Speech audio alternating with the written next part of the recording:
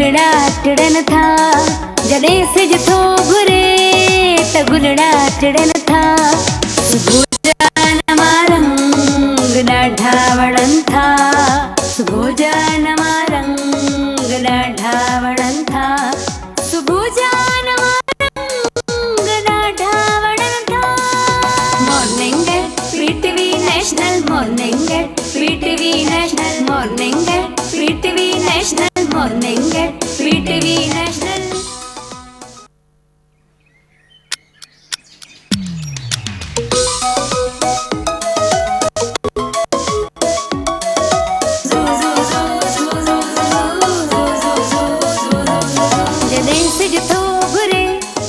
गुलड़ा टिड़न था, जड़े से जथो घुरे त गुलड़ा टिड़न था। सुभोजान रंग ॾाढा वणन था, सुभोजान रंग ॾाढा वणन था, सुभोजान रंग ॾाढा वणन था। Morning PTV national, morning PTV national, morning PTV national, morning PTV national. बिस्मिल्लाहिर्रहमानिर्रहीम। अस्सलाम वालेकुम। डे पर डे सभिनी खे सायरा जो सिक भरो सलाम हूंदो आहे। अस्सलाम वालेकुम। सो जीअं त तव्हांखे ख़बर आहे कल्ह 20 नवंबर हुई, तव्हांखे ख़बर आहे। ऐं 20 नंबर ते छा थींदो आहे? 20 नवंबर ते ही जेको हिते तव्हां ॾिसो पिया, मुंहिंजी कैमरा में अगरि ॾेखारे हिते, हा ठीकु आहे न, थोरो उहो बि हो। ऐं उनजे अलावा ख़ासि तौर ते 2 शयूं पिया कयूं। छाजे लाइ? हिकिड़ो त असांजी ख़ासि जेकी आहे पंहिंजो एनिवर्सरी 58, पर उन खां वधीक आउं तव्हांखे हिकिड़ी ख़ुशख़बरी ऐं ॿुधायां। अॼु असां छो जो 20 नवंबर त कल्ह गुज़री वई, ऐं असांजो जेको आहे असांजो प्रोग्राम जेको आहे कोन करे सघियासीं छो जो आचर हुयो। अॼु असां पंहिंजे प्रोग्राम खे अॼु मासूम गुलनि जे गुलनि खां, रंग बरंगी गुलनि सां महकाईंदासीं, चहकाईंदासीं। छो जे अॼु जेको आहे असांजी 20 नवंबर वर्ल्ड चिल्ड्रन डे आहे, जेको मल्हाईंदासीं। अॼु असां वटि प्यारा प्यारा ख़ूबसूरत गुलड़ा आहिनि। उन्हनि सभिनी सां तव्हां जूं कचेरियूं, ऐं अॼु असां वटि अहिड़ा त क्यूट गुलड़ा आहिनि जिन खे आउं पाण बि ॾिसी हैरान थी वियसि। सो उन्हनि खे पसंदि ईंदासीं, पर उन खां पहिरीं आउं तव्हांखे ॿुधायां, तव्हां सां ॻाल्हाईंदा रहंदासीं, कंदा रहंदासीं, पर पहिरीं आउं चाहियां थी फारिग थी, कुझु माइट चवंदा आहिनि त फारिग थी वञूं, जान छुटी वञे, सुकून अची वञे, ज़िंदगी जी लाइफ जो हिकिड़ो मज़ो अची वञे। सो उन खे आणण लाइ करे सुकून खे पहिरीं जो हिकिड़ो जेको माहौल आहे त भई असांजी जेकी साइमा आहे उहा असांखे जेको टिप्स ॾींदी आहे, त आउं चवां थी भले उहो टिप्स मां फारिग थी वञूं ताकी उहा बि इंजॉय करे इन क्यूट क्यूट गुलड़नि सां। सो सॾियूं था साइमा। अस्सलाम वालेकुम साइमा, कीअं आहियो? हाँ बिल्कुल ठीक। तव्हां त हैरान हूंदा, अॼु तव्हांखे जल्दी सॾाए वरितो आहे न? जल्दी और लेकिन अच्छा लग रहा है बहुत। छो? हा, उन जी ख़ासि वजह इहा आहे जो मुंहिंजो त पोइ वरी ॿारनि सां गुलनि सां गुलनि आउं बि थोरी घुमंदी फिरंदी रहां। सो मूंखे चयनि त भाउ ॻाल्हि ॿुध, तोखे बि ॾिसणो हुजे त साम्हूं वञी वेहंदी कर। हा बिल्कुल सो क्लियर ईंदो। सो छा त असांजा गुलड़ा हवाउनि में उॾनि फिरनि घुमनि पिया। वाह वाह वाह, छा था सेखारियो अॼु ॿारनि जे हिसाब सां? जी बिल्कुल, बच्चों के हिसाब से। साइमा होशियार चवंदी त उहो ई कंदो जेको मौज़ू हूंदो आहे। बिल्कुल, इसलिए कि बच्चों के लिए खास दिन है, तो मैं चाह रही हूँ कि बच्चों को और ज्यादा जो है एक्टिव करने के लिए कौन सी एक्सरसाइज होनी चाहिए। असांजा ॿारड़ा साम्हूं असांजे स्टूडियो में वेठा आहिनि, ॾिसनि था, उन्हनि खे जॾहिं सां ख़ासि ये घर में क्या करें, आप लोगों के लिए है। बिल्कुल, ये आप लोगों के लिए है। जितना इस एक्सरसाइज को करेंगे, दोनों हाथ फुल ऊपर, फुल स्ट्रेच करना है, साइड में करना है, इस तरह से। जैसे पहले ज़माने में, हमारे ज़माने में तो पीटी हुआ करती थी, अब तो पी का नाम हो गया, ठीक है। और हम लोग इस तरह से करते थे, ये इस तरह से। और हमारे जो टीचर थे बहुत सख्त थे, बस कहते हैं कि सब ने एक्टिविटी करनी है, कोई जो है हाँ नहीं छोड़ते, जो है वो डंडी नहीं मारेगा, सबको ही करनी है, ठीक है। ये एक्सरसाइज ऐसी है कि ये बच्चों को बहुत एक्टिव, बड़ों को और बच्चों को तो बहुत ही एक्टिव सुपर एक्टिव कर देगी, ठीक है। और इसी तरह से दोनों हाथ इस तरह से करते हुए, वाह। और बिल्कुल ऐसे लगेगा जैसे एरोप्लेन उड़ रहा है। अरे ठीक है, वाह। और आहिस्ता आहिस्ता पीछे वाला हाथ, ये जो हमारी छोटे फूल आए हुए हैं ना, ये एरोप्लेन ये। उनके लिए। ये वाह, ये देखें, ये देखिए, वाह। और ये देखिए, ये बैलेंसिंग वाले पोज हैं। और ये जितना आप करेंगे ये उतना बच्चे की शख्सियत में डेवलपमेंट बहुत वो होगी, और मेंटली स्ट्रेंथ जो है उनकी बढ़ेगी। इसी तरह से दूसरी साइड भी ये।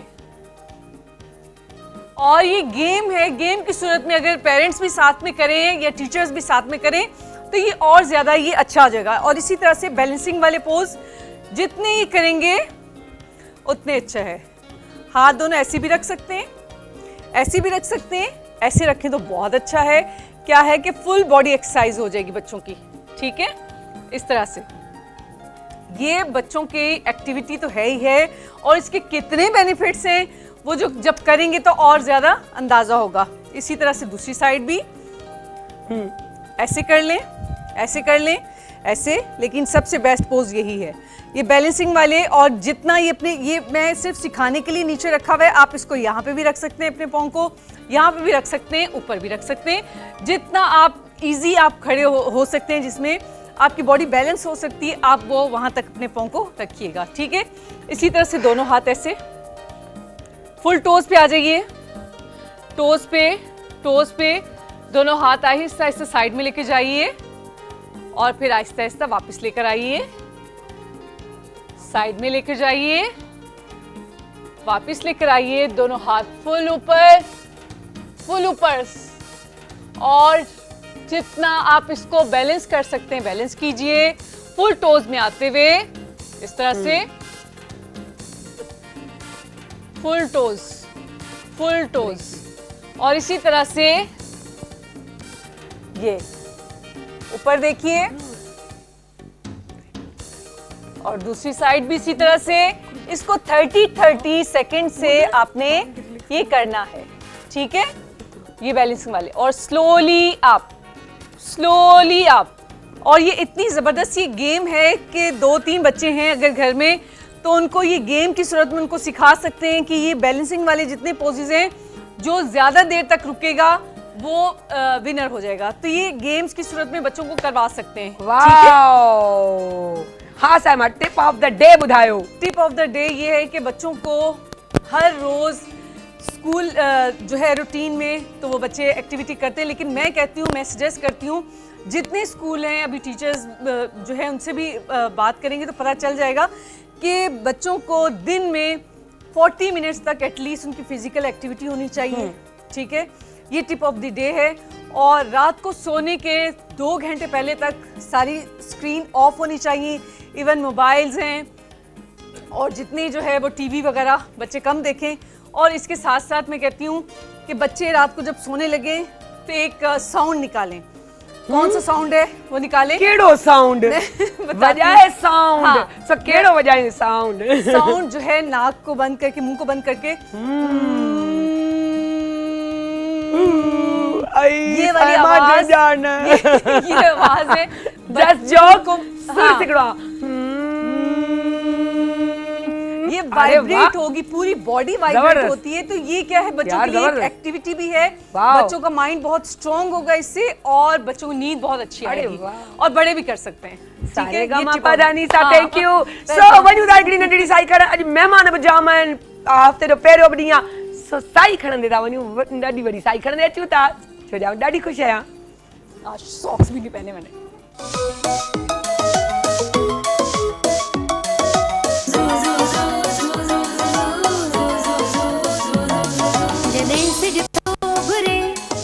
गुलड़ा टिड़न था, जॾहिं सिज थो घुरे त गुलड़ा टिड़न था।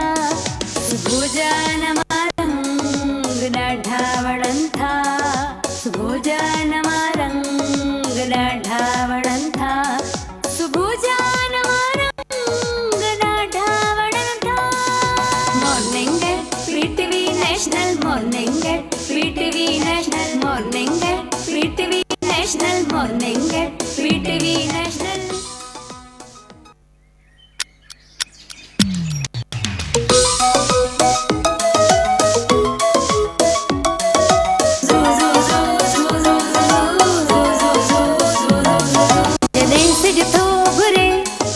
गुलड़ा टिड़न था जॾहिं सिज थो घुरे त गुलड़ा टिड़न था सुबुह जा नवां रंग ॾाढा वणनि था सुबुह जा नवां रंग ॾाढा वणनि था सुबुह जा नवां रंग ॾाढा वणनि था morning PTV national morning PTV national morning PTV national morning PTV national welcome back. नंढी नंढी साई खणंदे वियासीं ऐं वॾी साई खणी अची विया आहियूं। मूंखां गॾु ॿ नंढड़ा गुलड़ा आहिनि, उनजो तारुफ़ त ॾींदसि पर ॾेई थी छॾियां त पोइ असां थोरो इंजॉय कयूं। ऐं उहो ई तव्हांखे ॿुधायां त असां वटि हिकिड़ी ड्रामा क्वीन बि मौजूदु अथव ऐं इत्तफ़ाक़ सां ॿई मुंहिंजूं गुलड़ा जेके आहिनि उहे आहिनि जेको 8 सालनि जूं। हीअ बि 8 इयर्स जी आहे त हीअ बि 8 इयर्स जी आहे। पर तव्हांखे मिल रहिया थी तस्मिया अलीअ सां त ॾाढी ड्रामा क्वीन आहे, टिकटॉकर आहे, ॻाल्हाइण वारी आहे। अगरि हिनखे तव्हां चई छॾियो त जेको आहे पंहिंजो तस्मिया तव्हां त हीअ नथा करे पर तव्हां कयो था न मूड कोन्हे ओके तव्हां न कयो असां करे वठूं छो नथी करे सघां ओॾी महिल परफॉर्मेंस शुरू पंहिंजे नंढड़े भाउ भेणनि खे बि एॾो एक्टिव करे छॾियो अथई टिकटॉक ते। सभु हिन खां नंढड़ा आहिनि, 3 भाउर अथसि, सो उन्हनि खे बि एक्टिव करे छॾियो अथई। ॻाल्हाईंदी आहे, जेको बि ॻाल्हाईंदी आहे सच ॻाल्हाईंदी आहे, प्यारो ॻाल्हाईंदी आहे, पेट्स खे पसंदि थी करे, उन्हनि खे रेस्क्यू करणु चाहींदी आहे। अगरि वस पुॼेसि न त पूरे घर खे हिकिड़ो ज़ू ठाहे छॾे ऐं उन्हनि खे उते ई रेस्क्यू कंदी रहे। गाॾी हलंदे गाॾी बीहारे करे ईंदी आहे त उते पेट्स जेके ख़राबु आहे। सो बहरहाल अॻियां ॻाल्हियूं कंदासीं हुननि सां। ऐं तव्हां खां गॾु आहे असांजी क्यूट सी हिकिड़ी ज़ुनेरा ऐं जेकी पाकिस्तान जी जेकी नंढी वॉइस ओवर आर्टिस्ट आहे, सोशल मीडिया जी स्टार आहे, मोटिवेशनल स्पीकर आहे ऐं उन स्टोरी टेलर बि आहे ऐं उन सां गॾु गॾु मैसेज बि ॾींदी आहे, पेट्स लाइ मैसेज बि ॾींदी आहे। ऐं अॼु जेको आहे अच्छा वॾी ॻाल्हि त कुकिंग बि हिकिड़ो वॾो हिन जे लाइ त हिन जूं रेसिपियूं बि हिननि खां वरितियूं वयूं आहिनि ऐं मम्मा सां गॾु बि रेसिपियूं माना कुकिंग कंदी आहे। सो ॾाढी प्यारी आवाज़ आहे, ॾाढी क्यूट आहे, ॾाढो शेर बि पढ़ंदी आहे। छो जे अॼु जेको आहे अलामा इक़बाल डे आहे, माना महीनो आहे सॉरी डे, असां लाइ त पूरो डे ई आहे। असां महीनो कोन चवंदा आहियूं, असांजो डे पियो हले पूरो, पर उहो डिघो थी वियो आहे 24 कलाकनि जी सूरत में। सो उन जे हिसाब वाले असां शाइरी बि ॿुधाईंदी। सो मिलूं था ज़ुनेरा कीअं आहियो? कैसी हैं आप? मैं ठीक हूँ, आप कैसे हैं? अरे वाह वाह रे तस्मिया तव्हां कीअं आहियो? ठीक है, thank you. ज़बरदस्त। अरे वाह इहो मूंखां थी पुछनि भई जो सो बहरहाल असां उन खां पहिरीं चवंदासीं त थोरो साउंड थी वञे त असांखे थोरो थोरो झूमंदे थोरो टाइटल साउंड हलाए छॾियो त असां वटि गुलड़ा आया आहिनि। ज़ुनेरा वाओ झूम के बता आगे से थोड़ा आगे हाँ चलो बच्चों को फोकस करें। गुलड़ा टिड़न था चलिए थोड़ा परफॉर्मेंस चलिए थोड़ा परफॉर्म करें। ॾाढा खिलंदा तस्मिया असांजो जेको हसमुख भाई बचे अचो हसमुख भाई आ जाए हसमुख भाई आ जाए पीटीवी नेशनल मॉर्निंग परफॉर्म दिखाओ परफॉर्मेंस तो डांस करें। ओह आओ वाओ आ जाए तस्मिया अचो वियो हली वियो अचो वही वियो बैठ जाए मजे की बातें करेंगे और कचहरियूं थींदियूं हिननि सां गॾु ऐं इंजॉय कंदासीं। पेरी त दोनों मुझे ये बताएं कि बलून्स कैसे लग रहे हैं तस्मिया और ज़ुनेरा? अच्छे लग रहे हैं। अच्छा अरे वाह अच्छा इसमें से आपका फेवरेट कलर कौन सा है? ओह माय गॉड देखिए ना पिंक पहन कर आई है माना पिंक पाए आई है बढ़िया आई मुझे लगे तस्मिया जो वाइट है ना तेरे वाइट पाए आई है आई मुझे ये समझो था आऊं कि गिरे पसंद आता हूं गिरे पाए आई है ना हो जाए ताली ओह हो जाए तस्मिया वाओ सो क्यूट बच्चियां बैठी है मेरे पास। अच्छा यंगेस्ट जेको आहे वॉइस ओवर जेकी आर्टिस्ट आहे ऐं ज़ुनेरा जेकी आहे ऐं पंहिंजो सर्टिफिकेट बि खणी आयूं आहिनि ऐं तव्हांखे ॾेखारणु चाहींदसि ही उन्हनि जो सर्टिफिकेट आहे।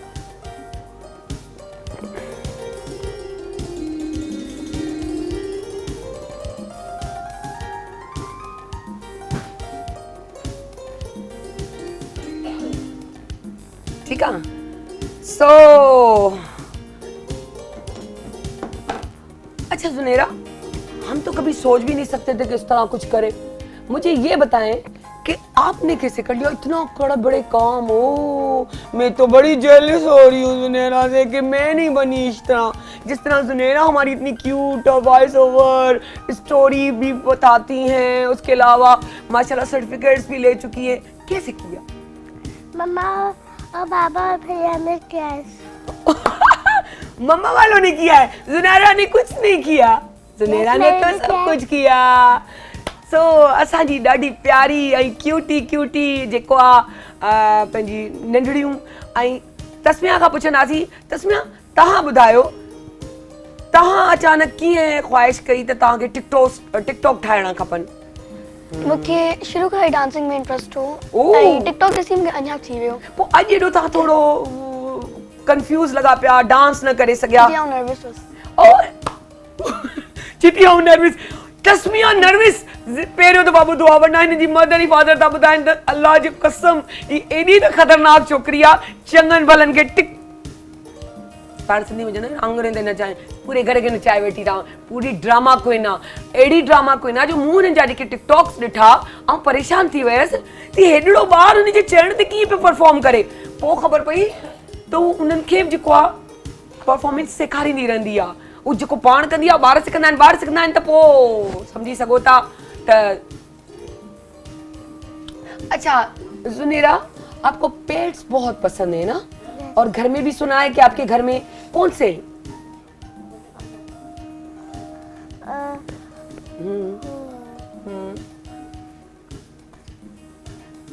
पते पसंद है ना आपको? अच्छा पेट्स जो है अपने के घर में केट। अच्छा केट्स, तो फिर केट्स कितनी है आपके पास? एक थी, फिर लेकिन वो बिल्डिंग वालों ने फेंक दी। वो बिल्डिंग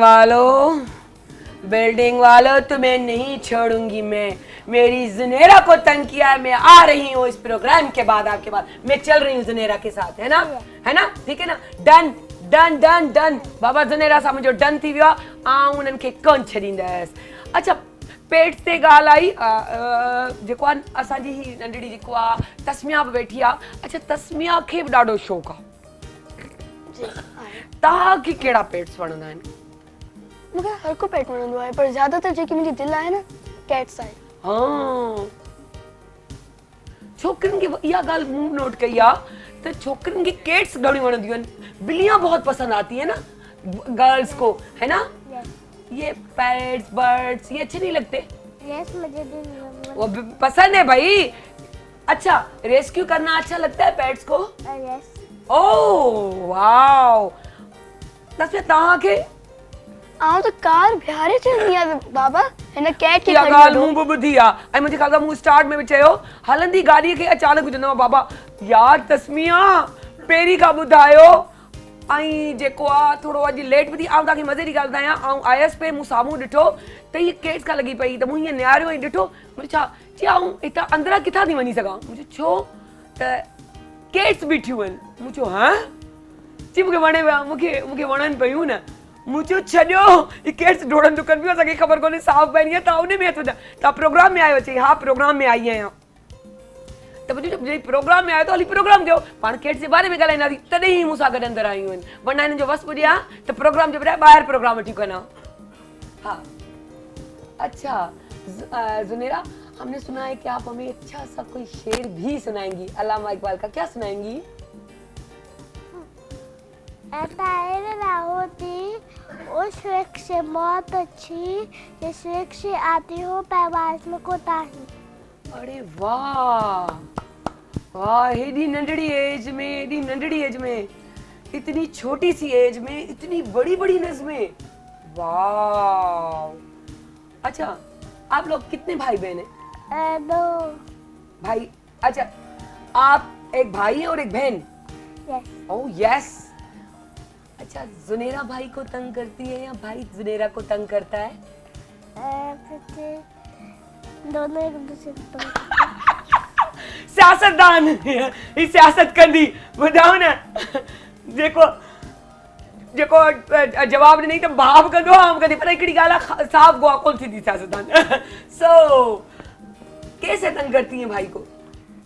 कहते भैया मुझे तंग करते इसलिए थे वो मसलन कैसे? भैया मेरी ये चीजें ले लेते हैं। फिर आप भी चीजें छुड़ा लेती हैं यूं करके या छीन लेती हैं? यस। अच्छा, बाबा डांटते हैं भाई को? क्या आप बहन को क्यों तंग कर रहे हैं? बहनों को कोई तंग करता है क्या? यस, बाबा डांटते थे। आए अच्छा अच्छा मजे की ॻाल्हि आहे, बाबा फेवरेट हूंदा आहिनि। हिन खां पुछूं था तव्हांजो केरु फेवरेट आहे? कौन फेवरेट है, बाबा या मम्मी? नो। ओह सो क्यूट।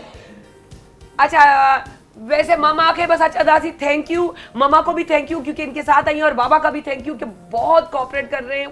मैं कहती हूँ सब अपने बच्चों को इसी तरह कोऑपरेट करें तो उनके लिए बहुत आसानियां पैदा हो जाएंगी। और अच्छा, हार वरी इहो ई सवाल असां जेको आहे तस्मिया खां कंदासीं त तस्मिया तव्हांजा घणा भाउ भेण आहिनि?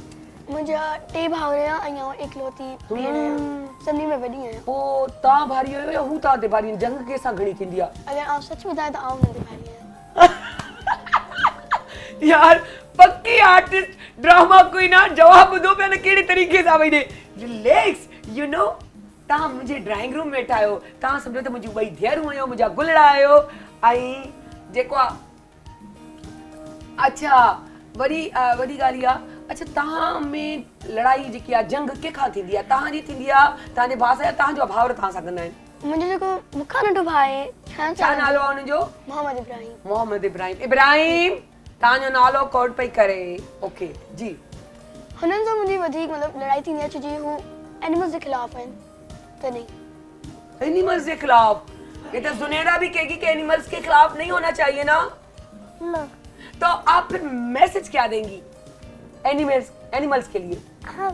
हमें एनिमल्स को तंग नहीं करना चाहिए, शोर मचा के डराना नहीं चाहिए, उनके खाने और पीने का खास ख्याल रखना चाहिए।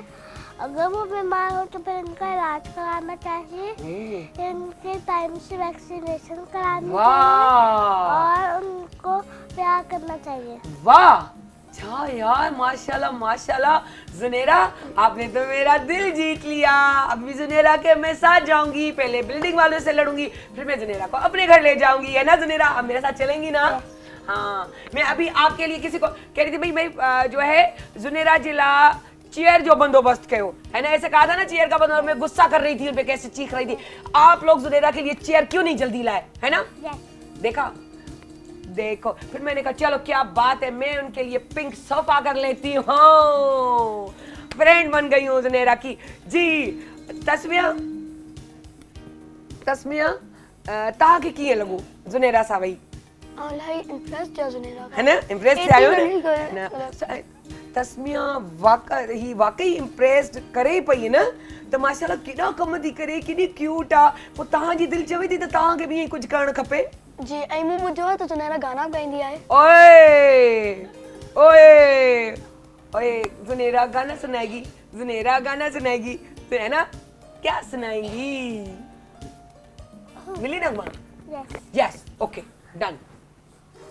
दिल की हिम्मत वतन, अपना जज्बा वतन, मन की सच्ची लगन, सीधा रास्ता वतन, खाई है ये कसम, खाई है बाखुदा, सोने दुश्मन से दी है वतन है सदा, हर दिल की आवाज, दिल की आवाज। म्यूजिक थोड़ा सा म्यूजिक।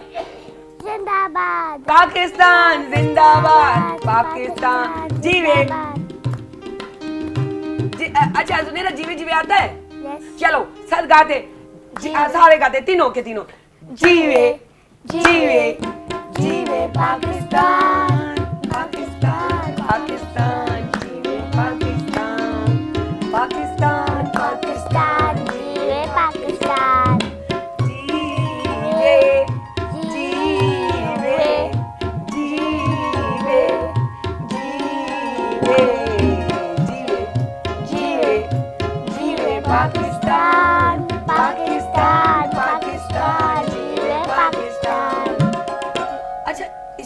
पार्टिसिपेट करते स्कूल में? पार्टिसिपेट करती है फंक्शंस में, तो आपको सब कहते होंगे आप पार्टिसिपेट करो, आप बहुत अच्छी लगती हो, आप इतना अच्छा बोलती हो, है ना? और प्यार भी करती हैं टीचर्स? कितना प्यार करती हैं? बहुत ज़्यादा। बहुत ज्यादा। अच्छा, बेस्ट फ्रेंड कौन है? आयला। आयला। आयला ॿुधो पिया न, सभिनी सां मुंहिंजे थी त मूंखे आयला वणंदी आहे, छो जो आयला हिनखे इलाही प्यार कंदी आहे। तॾहिं चवंदा आहिनि प्यार कयो, ॿार प्यार जी ज़ुबान सम्झंदा आहिनि। सो तस्वीर तव्हांजी फेवरेट टीचर केरु आहे, या तव्हांजे स्कूल में बेस्ट फ्रेंड केरु आहे? मुंहिंजी बेस्ट फ्रेंड जो नालो अनमोल आहे। ओ वाओ, अनमोल तव्हांखे कॉल करे छॾी अथई तस्मिया लाइक चई करे, है न? ऐं मुंहिंजी मम्मी चवंदी आहे त रिलीजन जो पाण खे न रखणु घुरिजे। मुंहिंजी बेस्ट फ्रेंड नॉन मुस्लिम आहे ऐं आउं मुस्लिम आहियां। अरे ऐं मूंखे वाह। मुंहिंजा इलाही फ्रेंड्स चवंदा आहिनि त तूं नॉन मुस्लिम सां मतिलबु बेस्ट फ्रेंड आहे तुंहिंजी, न कर। पर आउं चवंदी आहियां जब मुंहिंजी मम्मा नथी मना करे त आउं छो असां वटि ईअं ई आहे, असां वटि पाकिस्तान जो इहो ई कमु आहे त उते असां वटि रिलीजन्स आहिनि ई कोन। असां वटि सभु भाउ भेण मिक्स ज़िंदगी सुठी गुज़ारींदा आहियूं, प्यार मोहबत सां गुज़ारींदा आहियूं। असां पाकिस्तानी आहियूं, है न? जी। अच्छा, टीचर जेकी आहे उहा कहिड़ी पसंदि आहे? मूंखे हर का टीचर पसंदि आहे, जेकी पसंदीदा टीचर आहे न उहा मुंहिंजी वाइस प्रिंसिपल आहे। हुनजी ऐं मुंहिंजी नेचर इलाही सेम आहे। हुनखे बि जानवरनि सां प्यार आहे। अच्छा, उहा बि टिकटॉक ठाहींदी आहे छा? न। पर नेचर मिले थी। अच्छा, तव्हां मूं ॿुधो त रेस्क्यू करण लाइ तव्हांजी प्रिंसिपल में बि इहो ख़्वाहिश आहे, उहा बल्कि ख़्वाहिश आहे उहा कंदी आहे, उन खां तव्हां इंस्पायर थियो, हिन में केतिरी सचाई आहे? सच आहे? हा, सच आहे। मुंहिंजी मैम मूंखे इलाही सपोर्ट कंदियूं आहिनि, चवंदियूं आहिनि त तव्हां मतिलबु तव्हां जब वॾा थींदा त ख़ुदि सपोर्ट कंदसि, तव्हां एनिमल रेस्क्यूअर थियो। वाओ। अच्छा, जुनेरा जो है कुकिंग भी करती है, सुना है? यस यस, जुनेरा का यस। जुनेरा क्या बनाती है मम्मा के साथ खड़ी होके? जैसे वो मैं वॉइस ओवर करती हूँ, मम्मी ये वीडियो बनाती है कुकिंग की। अरे वाह, अई केडी सुठी आ। तस्वीर तव्हांखे दिलचस्पी आहे कुकिंग सां? जी ॾाढी। हाँ। आप मेरी मम्मा खुद चवंदी आहे, मूं हींअर रिसेंटली चांहि ठाहे सिखी आहे। चांहि त गरम हूंदी आहे, डप बि लॻंदो आहे। अमूमन ॿार त देरि सां सिखंदा आहिनि, वॾी उमिरि में तव्हां हेॾो जल्दी मम्मा खां लिकी ठाहींदा आहियो? मम्मा सां गॾु? मम्मा सां गॾु। मम्मा पोइ सही आहे, पोइ सही आहे। पोइ त तव्हां जेके आहिनि नूडल्स वूडल्स इहो सभु ठाहींदा हूंदा न? ओह वाकई, ओए होए होए, अॼुकल्ह जा ॿार उहा बि त कढियो आहिनि। सो अच्छा, बाबा या मम्मा या टीचर किसी से कोई शिकवा, कोई शिकायत, कोई टेंशन, जो भी आज बोल दे, मैं लड़ने के लिए तैयार हूँ जुनेरा के लिए, मैं खड़ी भी हूँ। बोले जुनेरा, बोले। कोई शिकायत नहीं है किसी से। कोई बात जो आपको परेशान करती हो, बुरी लगती हो कि स्कूल में यहाँ लोगों में ये कोई बात नहीं होनी चाहिए? नहीं, कुछ भी कोई बात बुरी नहीं लगती। कितनी अच्छा, स्कूल में लंच ब्रेक होती है, ये मैं दोनों से सवाल कर रही हूँ, ठीक है? लंच ब्रेक जितनी भी होती है, क्या वो उससे बढ़कर होनी चाहिए या उतनी काफी होती है? उससे बढ़कर होनी चाहिए। हाँ, आप क्या कहती हैं? कहते जी ये इससे बढ़कर होनी चाहिए। कितना हाफ आवर होना चाहिए या 1 आवर होना चाहिए? नहीं, जो जुनेरा बोले तो। हाफ आवर होनी चाहिए। जेती हाफ आवर तो हुंदी आहे, हालांकि 20 मिनट हूंदी आहे, 15 मिनट हूंदी आहे, जेती माना पूरो कलाक हुजणु खपे। हां तस्मिया, तव्हां बि इहो ई था चओ त पूरो कलाक हुजणु खपे? जी। अच्छा तस्मिया, माशाल्लाह तव्हांखे बि मूं ॾिठो हुते ॻाईंदे। तव्हां ॿुधायो, तव्हां छा असांखे गानो ॿुधायो? दुआ लिपा जो ॿुधाईंदसि, पर बिल्कुलु इंग्लिश आहे। जुनेरा, हमें जो है तस्मिया भी अब एक गाना सुनाएंगी इंग्लिश में, तो फिर अब जुनेरा भी क्या करेंगी? एंजॉय और क्लैप भी करेंगी, ठीक है ना? ठीक है, हम तस्मिया आपके लिए भी क्लैप करते क्या याद करेंगी। और जुनेरा तो है क्यूट सी, है ना? और तस्मिया तो दूसरे टाइप की क्यूट, ये दूसरे टाइप की, दोनों की अलग अलग नेचर, लेकिन उम्र एक, लेकिन दोनों फिर भी परफेक्ट है, क्योंकि ॿार उही परफेक्ट हूंदा आहिनि, ॿार उही सुहिणा हूंदा आहिनि, ॿार उही गुलाब जा हूंदा आहिनि। सो तस्मिया छा था ॿुधायो? New rules. Talking in my sleep at night, making myself crazy. Out of my mind. Wrote it down and read it out, hoping it would save me. too many times. Music. Too many times. My love, he makes me feel like nobody else. Nobody else. But my love, he doesn't love me, so I tell myself. I tell myself. 1, to pick up the phone. No, he's only calling me drunk and alone. 2, don't let him in. You'll have to kick him out again. 3, don't be his friend. You're gonna wake up in his bed in the morning. And if you're under him, you ain't getting over him. I got any rules, I count him. Wow ज़बरदस्त ही बि segment पे जे इख्तिताम ते पहुतो आहे ऐं मूंखे यकीन कयो मुंहिंजो दिलि त कोन थी चवे त कजे छो जो सेगमेंट सिस्टम हूंदो आहे सो ॾाढो मज़ो आयो ॾाढो एंजॉय कयो thank you Sunera thank you Tasmia वींदे वींदे कोई मैसेज देना चाहेंगी सुनेरा यस यस बोले बोले बोले बोले बताएं हम दरख्त हमारी जिंदगी के लिए बहुत अहम है वो हमें ऑक्सीजन फराहम करते हैं दरख्त हमारे दोस्त हैं हमें उनका ख्याल रखना है दरख्त हमें तेज धूप से बचाते हैं और छाया फराहम करते हैं अगर दरख्त ना रहे तो पे ज़मीन पॉल्यूटेड हो जाएगी हमें चाहिए कि हमें दरख्तों को कटने से बचाना होगा और नए नए दरख्त उगाने होंगे अपने लिए आपके लिए प्यारे पाकिस्तान के लिए शुक्रिया अरे सो क्यूट तसे तहां छा चवंदा Please don't cut trees. हाँ ऑक्सीजन में वेंदी हली आहे ऐं तव्हांखे ख़बर न आहे एंड में केतिरो नुक़सान थी सघे थो पाण खे ऐं जानवरनि सां प्लीज़ प्यार कयो उन्हनि खे मतिलबु शोर शराबो न खपे ऐं प्लीज़ उन्हनि खे हुन लाइ थोरो रिस्पेक्ट अगरि तव्हां हुननि खे पसंदि नथा कयो बट तव्हां साइड ते वञी सघो था न ज़रूरी त न आहे हुननि खे मारे भॼायो या पोइ हुननि खे हुननि ते रड़ियूं कयूं ज़रूरी न आहे सो क्यूट जेको आहे ज़ुनेरा त सेम मूं वारो ई मैसेज ॾेई छॾियो त वण पोखियो वण खे ऑक्सीजन वठो अड़े वरी तस्मिया बि उनखे अॻियां ई करे चयो त पेट जेके पेट्स आहिनि उन खे कयो प्यार कयो सो वाकई ॾाढो मज़ो आयो thank you so much love U तो मूंखे ॾाढा क्यूट लॻा ॾाढा प्यार लॻा वरी मुंहिंजो प्यार अथनि सभु वञूं था नंढड़ी साई कंदे वॾी वाई साई कंदे अचूं था मूंखे ॾाढी एनर्जी अची वई आहे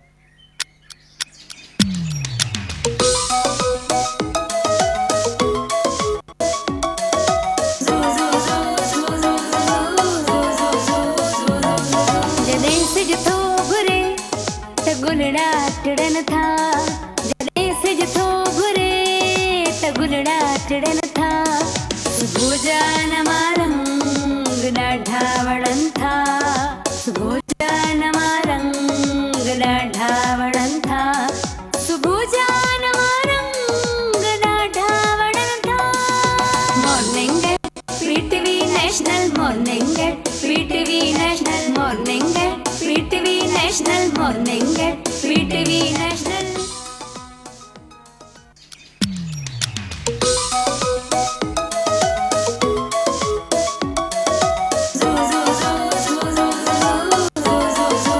जॾहिं सिज थो घुरे त गुलड़ा टिड़न था जॾहिं सिज थो घुरे त गुलड़ा टिड़न था सुबुह जा नवा रंग ॾाढा वणनि था सुबुह जा नवा रंग ॾाढा वणनि था सुबुह जा नवा रंग ॾाढा वणनि था morning PTV national morning PTV national morning PTV national morning PTV national morning at PTV national जीअं त तव्हांखे ख़बर आहे त नंढी नंढी साई खणंदे वेंदा आहियूं ऐं वॾी साई खणंदे जेॾीमहिल ईंदा आहियूं त असां वटि नवां सरप्राइज़ नवां माण्हू नवां गुल नवां वण मौजूदु हूंदा आहिनि वण मूं सही चयो छो जे असां वटि अहिड़ो वणु मौजूदु आहे जंहिंजी छांव जेकी आहे हर माण्हूअ खे मिलंदी आहे स्पेशली ॿारनि खे ऐं चवंदा आहिनि न हिकिड़ी दर्सगाह हूंदी आहे पंहिंजो घरु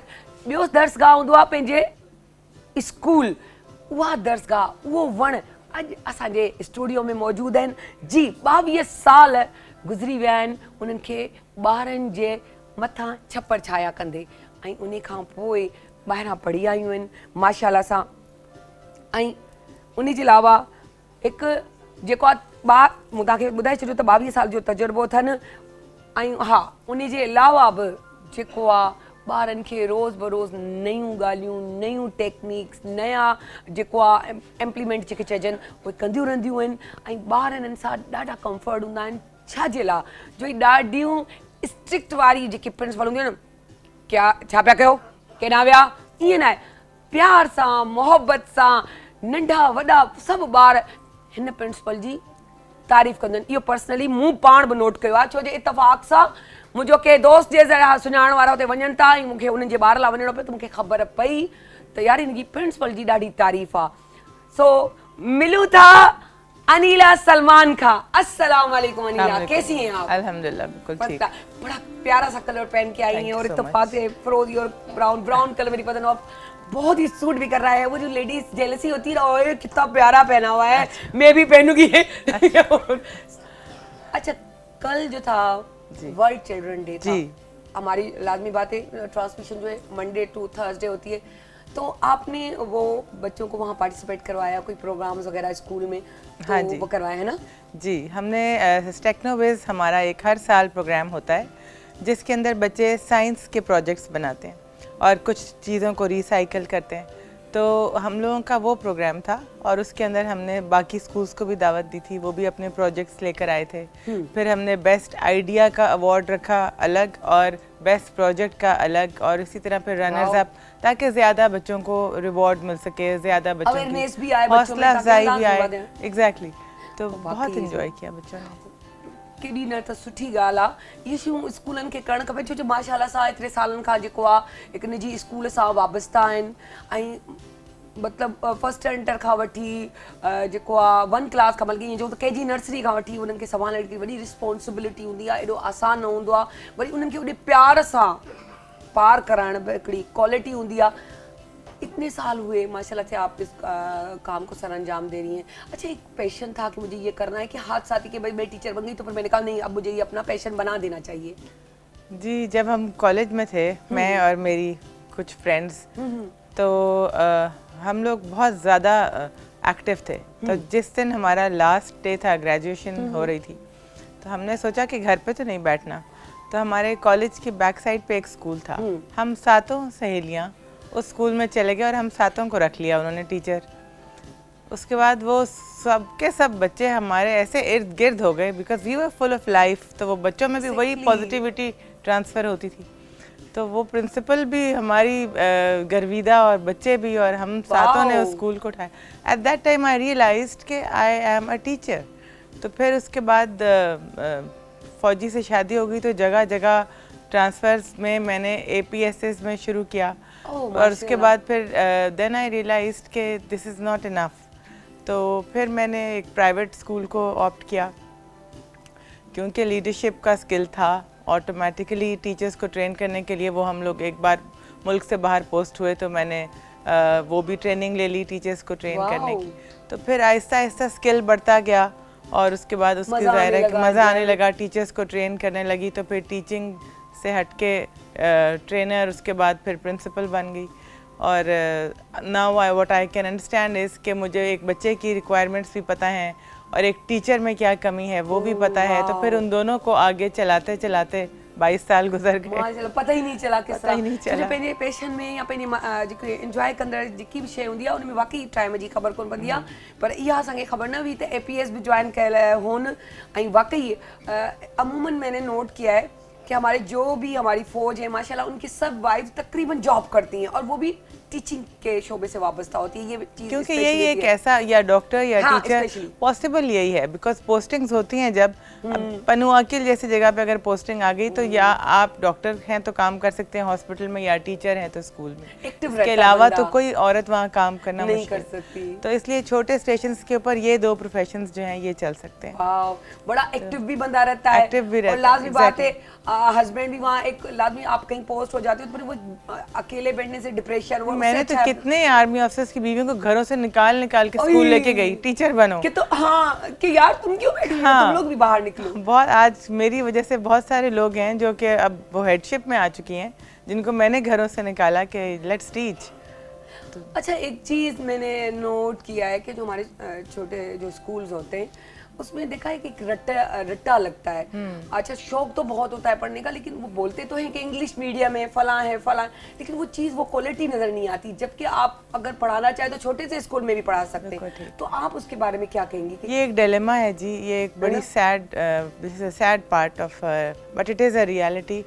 हमारे वो कुछ टीचर्स जो कि मेहनत नहीं करना चाहते और वो बच्चों का कॉन्सेप्ट क्लियर करने की बजाय, बच्चों की खुद की क्रिएटेड आंसर्स की बजाय बोर्ड्स पे आंसर लिख देते हैं ताकि बच्चा उसको याद करके वही लिख दे और उसके बाद वो पास हो जाए, टीचर को चेकिंग में आसानी हो जाए। हाँ। और बच्चा भी पास हो जाए, नंबर भी बढ़ जाए टीचर के। लेकिन वो बच्चा फिर जब प्रैक्टिकल लाइफ में आता है तो उस बच्चे के पास कोई स्किल नहीं है, उसको वो अंडरस्टैंडिंग नहीं है, तो वो फिर कर नहीं पाता उसको। इसीलिए वी स्ट्रांगली बिलीव, हमारा ये भरोसा है कि समझ आनी चाहिए बच्चे को कि वो क्या पढ़ रहा है। उसके बाद और अगर उसने वो एक दफ़ा पढ़ लिया, उसको करके देख लिया, उसके ऊपर प्रैक्टिकल कर लिया, वो उसको रिप्रोड्यूस कर सकता है। वो उसको अपने ख़यालात में ढाल के जैसे मर्ज़ी ज़िंदगी में जब मर्ज़ी उस फिनोमिनन को उस पर काम कर सकता है। तो असल में क्या है कि एक बुनियादी हक जो एक स्टूडेंट या बच्चे का होता बिल्कुल, है, वो यूँ समझ ले कि उससे छीन लिया जाता है ऐसे जगहों पर जहाँ पर चेक एंड बैलेंस नहीं हो, बिल्कुल, और तवज्जो थोड़ी नहीं दी जाती। आप क्या समझती कि उनको ऐसा क्या करना चाहिए इस मामले सिलसिले में कि बच्चों को जो है, स्पेशली पेरेंट्स को, कि वो उनके बच्चे जो है इस चीज़ से बच सके? देखिए, पेरेंट्स ने तो अपना काम कर दिया, उन्होंने तो बच्चे को स्कूल भेजा है, ठीक है ना, पेरेंट्स तो नहीं पढ़ाएगा। चेक एंड बैलेंस है, लेकिन सबसे पहले उस्ताद को ऑनेस्ट होना पड़ेगा। उस्ताद को अपने काम में ईमानदारी दिखानी पड़ेगी कि वो बच्चे के कॉन्सेप्ट्स को क्लियर करे। माँ बाप ने अपनी ड्यूटी निभाई है स्कूल भेजकर, अब आगे उस्ताद के ऊपर ये अमानत है बच्चा कि वो हर टॉपिक की अंडरस्टैंडिंग उस बच्चे के अंदर आनी चाहिए। ठीक है, उसके बाद घर पे जब बच्चा आए तो माँ बाप की जिम्मेदारी दोबारा शुरू होती है कि जो पढ़ के आए उसको रिवाइज करो, ताकि कई होती हैं माएँ भी फ़ोन पे लगी हैं या अपने ये बड़ा आलमी है, तो बच्चों को वक्त नहीं दिया। लेकिन बच्चा जो है उसे घर जाके जो स्कूल में पढ़ा है उसको रिवाइज करना चाहिए ताकि वो उसके जहन में बैठ जाए, जहन नशीन हो जाए, वो उसको आगे जाके इम्तिहान तक उसको लेकर चल सके कॉन्सेप्ट को क्लियरली। तो इंशाल्लाह अगर हमारी माँओं में इतनी अवेयरनेस आ जाए, हमारे लोग इतने अमानतदार हो जाएं कि वो इस अमानत को अदा कर दे तो बस और क्या चाहिए, ये कौम कहाँ से कहाँ पहुँचे। अच्छा, बहुत सारे बच्चे देखते घर में बताते ही नहीं है कि क्या पढ़ाया है या किस तरह, या पेरेंट्स नहीं पूछते, बाज़ औक़ात ये भी होता है। तो उसको उस अलमिये को भी किस तरह दुरुस्त किया जाए? क्योंकि आप एक उस्ताद का भी काम कर चुकी हैं और अभी तक भी हैं और माशाल्लाह ट्रेनर भी हैं, तो आप हमें बहुत अच्छे तरीके से गाइड कर सकती हैं कि इस चीज़ को हम कैसे ख़त्म करें कि हमारे बच्चों का चेक एंड बैलेंस भी होता रहे, वहाँ पेरेंट्स की तरफ से भी, स्कूल की तरफ से भी, और बच्चा पढ़ता है। आजकल तो मोबाइल पे हर चीज़ एक्सेसिबल है, तो होमवर्क जो है जब बच्चे डायरीज़ में लिखते हैं, मेरे स्कूल में तो उसी डायरी का एक स्क्रीनशॉट पेरेंट्स के नंबर पे व्हाट्सएप होके चला जाता है और वो बच्चे जो हैं उनको अपनी डायरी का पेज, क्योंकि व्हाट्सएप हुआ होता है तो पेरेंट्स को पता होता है कि क्या होमवर्क आया। हाँ। तो बच्चा छुपा नहीं सकता अगर पेरेंट्स इतने अलर्ट हैं बच्चे के बारे में। लेकिन अगर बच्चा ना करना चाहे तो कई तरीके हैं। बच्चा झूठ बोल देगा, सबसे पहले बच्चे को ये कन्विंस करना पड़ेगा कि ये जो तुमने बनना है वो तुमने खुद बनना है, उसकी जगह मैं याद करके नहीं बैठ सकती। उस बच्चे को अपनी ज़िम्मेदारी का एहसास, और यहाँ आती है इखलाकी तरबियत। हमारी इखलाकी तरबियत अगर नहीं होगी बच्चों की तो वो झूठ ही बोलेंगे, वो क्या करेंगे। अच्छा, जो आजकल की पढ़ाई चल रही है इंटरनेशनल तरीके से जो चल रही है जी, उस हवाले से आप क्या कहना चाहेंगी कि क्या सिस्टम चल रहा है कि किस तरह होनी चाहिए पढ़ाई?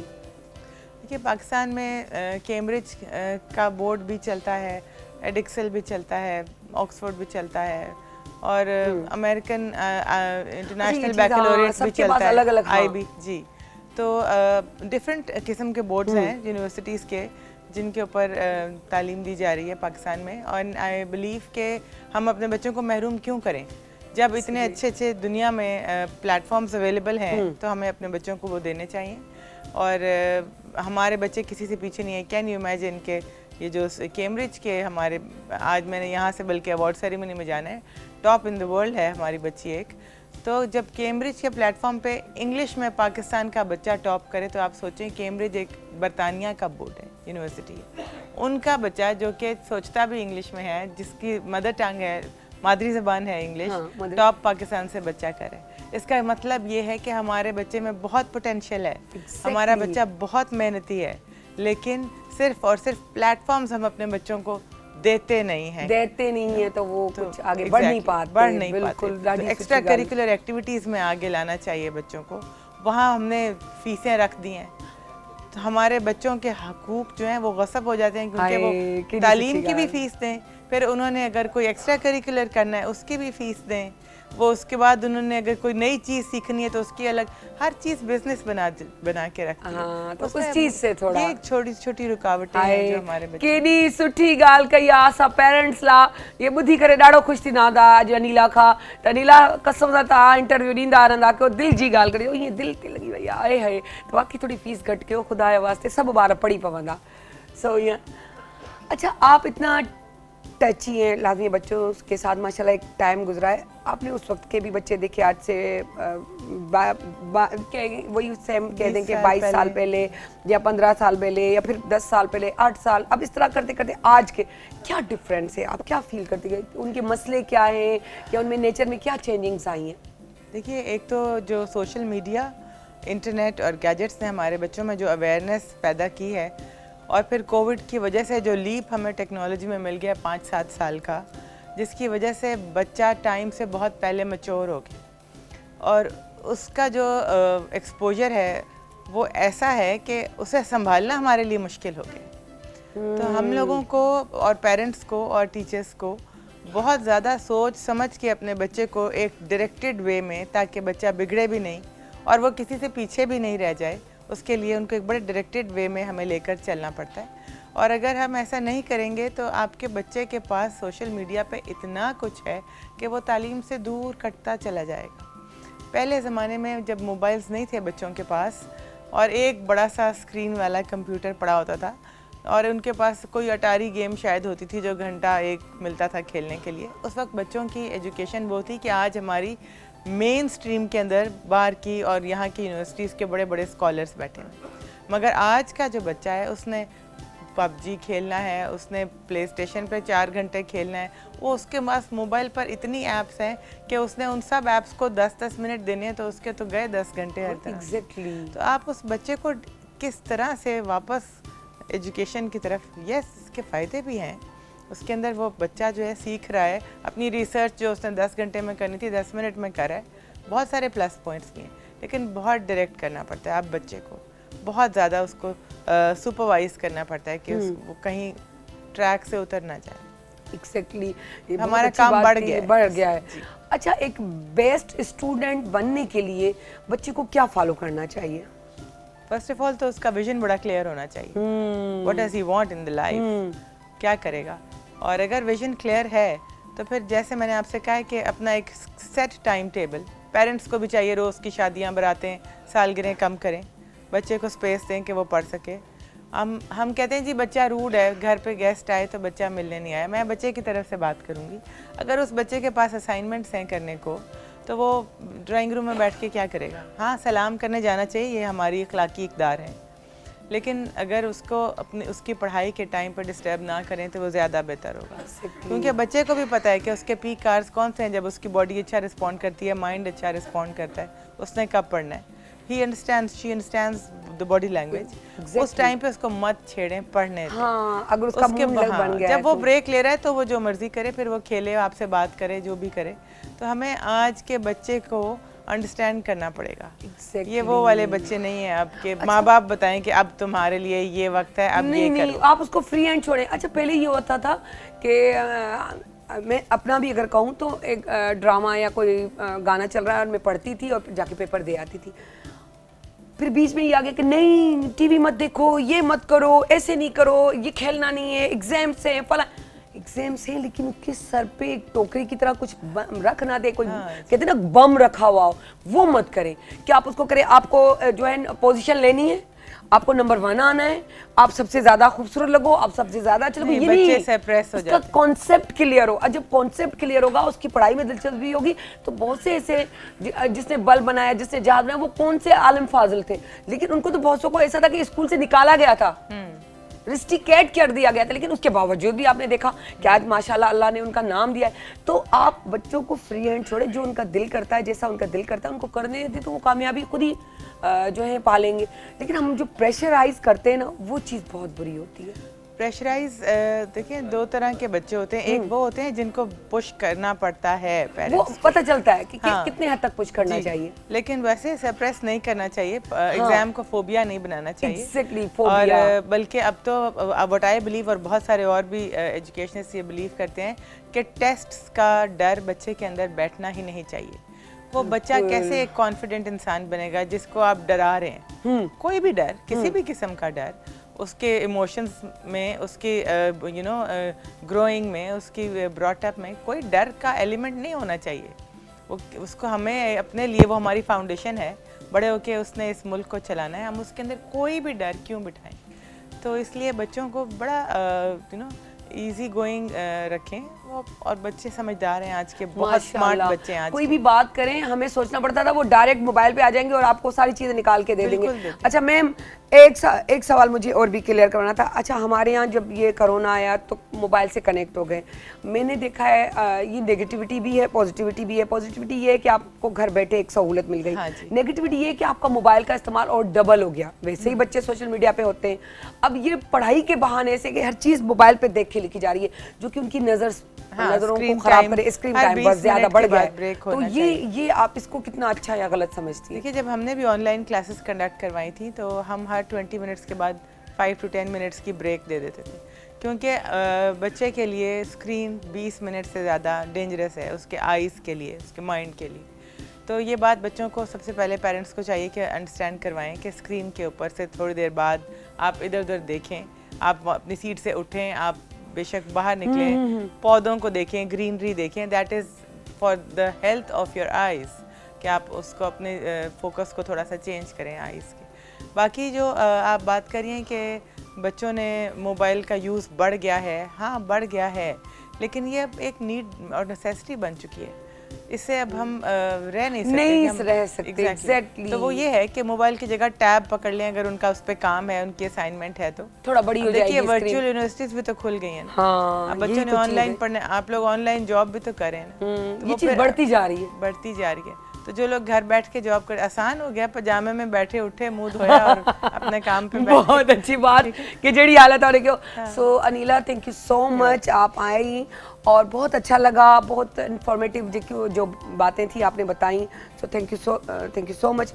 इंशाल्लाह चवंदा आहिनि न कि जेकी ये टीचर्स ही आहिनि जेको मुस्तक़बिल संवारनि थियूं। जे अगरि टीचर्स वाकई अनिला जी ॻाल्हि त जेको आहे, तव्हां टीचर खे जेको आहे ऑनेस्ट थियणो पवंदो। अगरि टीचर ऑनेस्ट थी वेंदी न, त आउं चाहती हूँ ॿार जी ज़िंदगी समझी वेंदी, हुनखे शायदि ट्यूशन जी बि ज़रूरत न पए।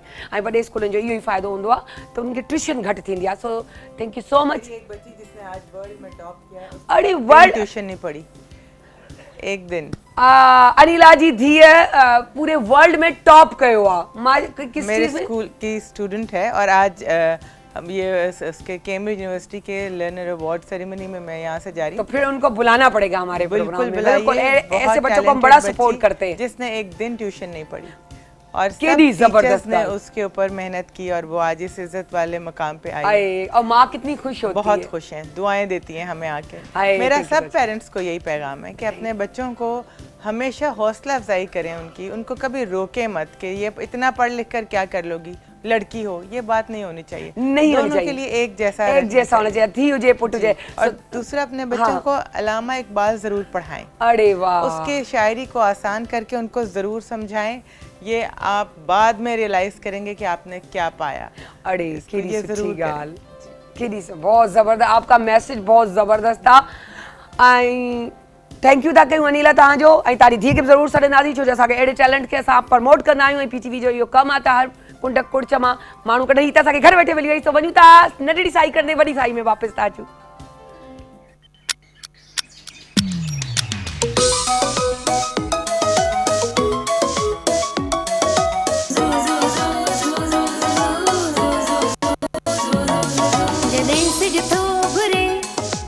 गुलड़ा टिड़न था जॾहिं सिज थो घुरे त गुलड़ा टिड़न था सुबुह जा नवा रंग ॾाढा वणनि था सुबुह जा नवा रंग ॾाढा वणनि था सुबुह जा नवा रंग ॾाढा वणनि था morning PTV national morning PTV national morning PTV national morning PTV national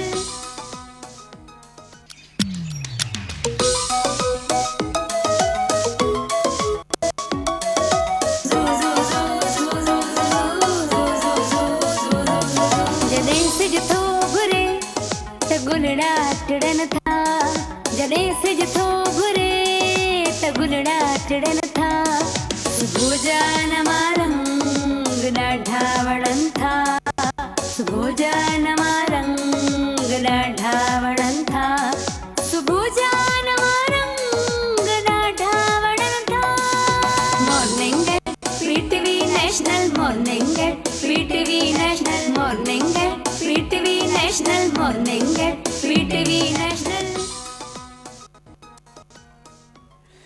जी वेलकम बैक। तव्हां बीठल ॾिठो हूंदो मूंखे बीठल आऊं इन लाइ आहियां जो अॼु मूं चयो त वरी बीह करे थोरो पासे में बीजे आबिदा जे सो अस्सलाम वालेकुम आबिदा कीअं आहियो? वालेकुम अस्सलाम मां बिल्कुलु ठीकु ठाक आहियां। अॼु त तव्हां लश्कारा था हाय हाय लश्कारे मुंहिंजा लश्कारा ऐं सेठ में सॼा वॾी ॻाल्हि त सेठ में लश्कारा हाणे त मुंहिंजो छो न आऊं बि लश्कारा अच्छा छो जे पीटीवी जी एनिवर्सरी आहे ऐं एनिवर्सरी ते तव्हांखे ख़बर आहे स्टार्ट असां करे चुका आहियूं अॼु सूमर खां हाणे असांजा ॾींहं रोज़ सुठे तरीक़े सां गुज़रंदा ऐं तव्हांखे ख़बर आहे त मुंहिंजा कपिड़ा जे अगरि मुंहिंजो कैमरामैन ॾेखारे पियो त मुंहिंजो ड्रेस ऐं चवंदसि त आगा नूर वारनि जो थैंक्स जो एॾा सुठा सुठा कलर एॾा सुठा सुठा कपिड़ा स्टार्ट करे छॾिया अथनि छो जे अॼु खां असां वटि आगा नूर जा ड्रेसिस हूंदा जिन खे असां ईअं चऊं था वेलकम था कयूं पंहिंजे प्रोग्राम में सो आबिदा अॼु तव्हां असांखे छा था सेखारियो?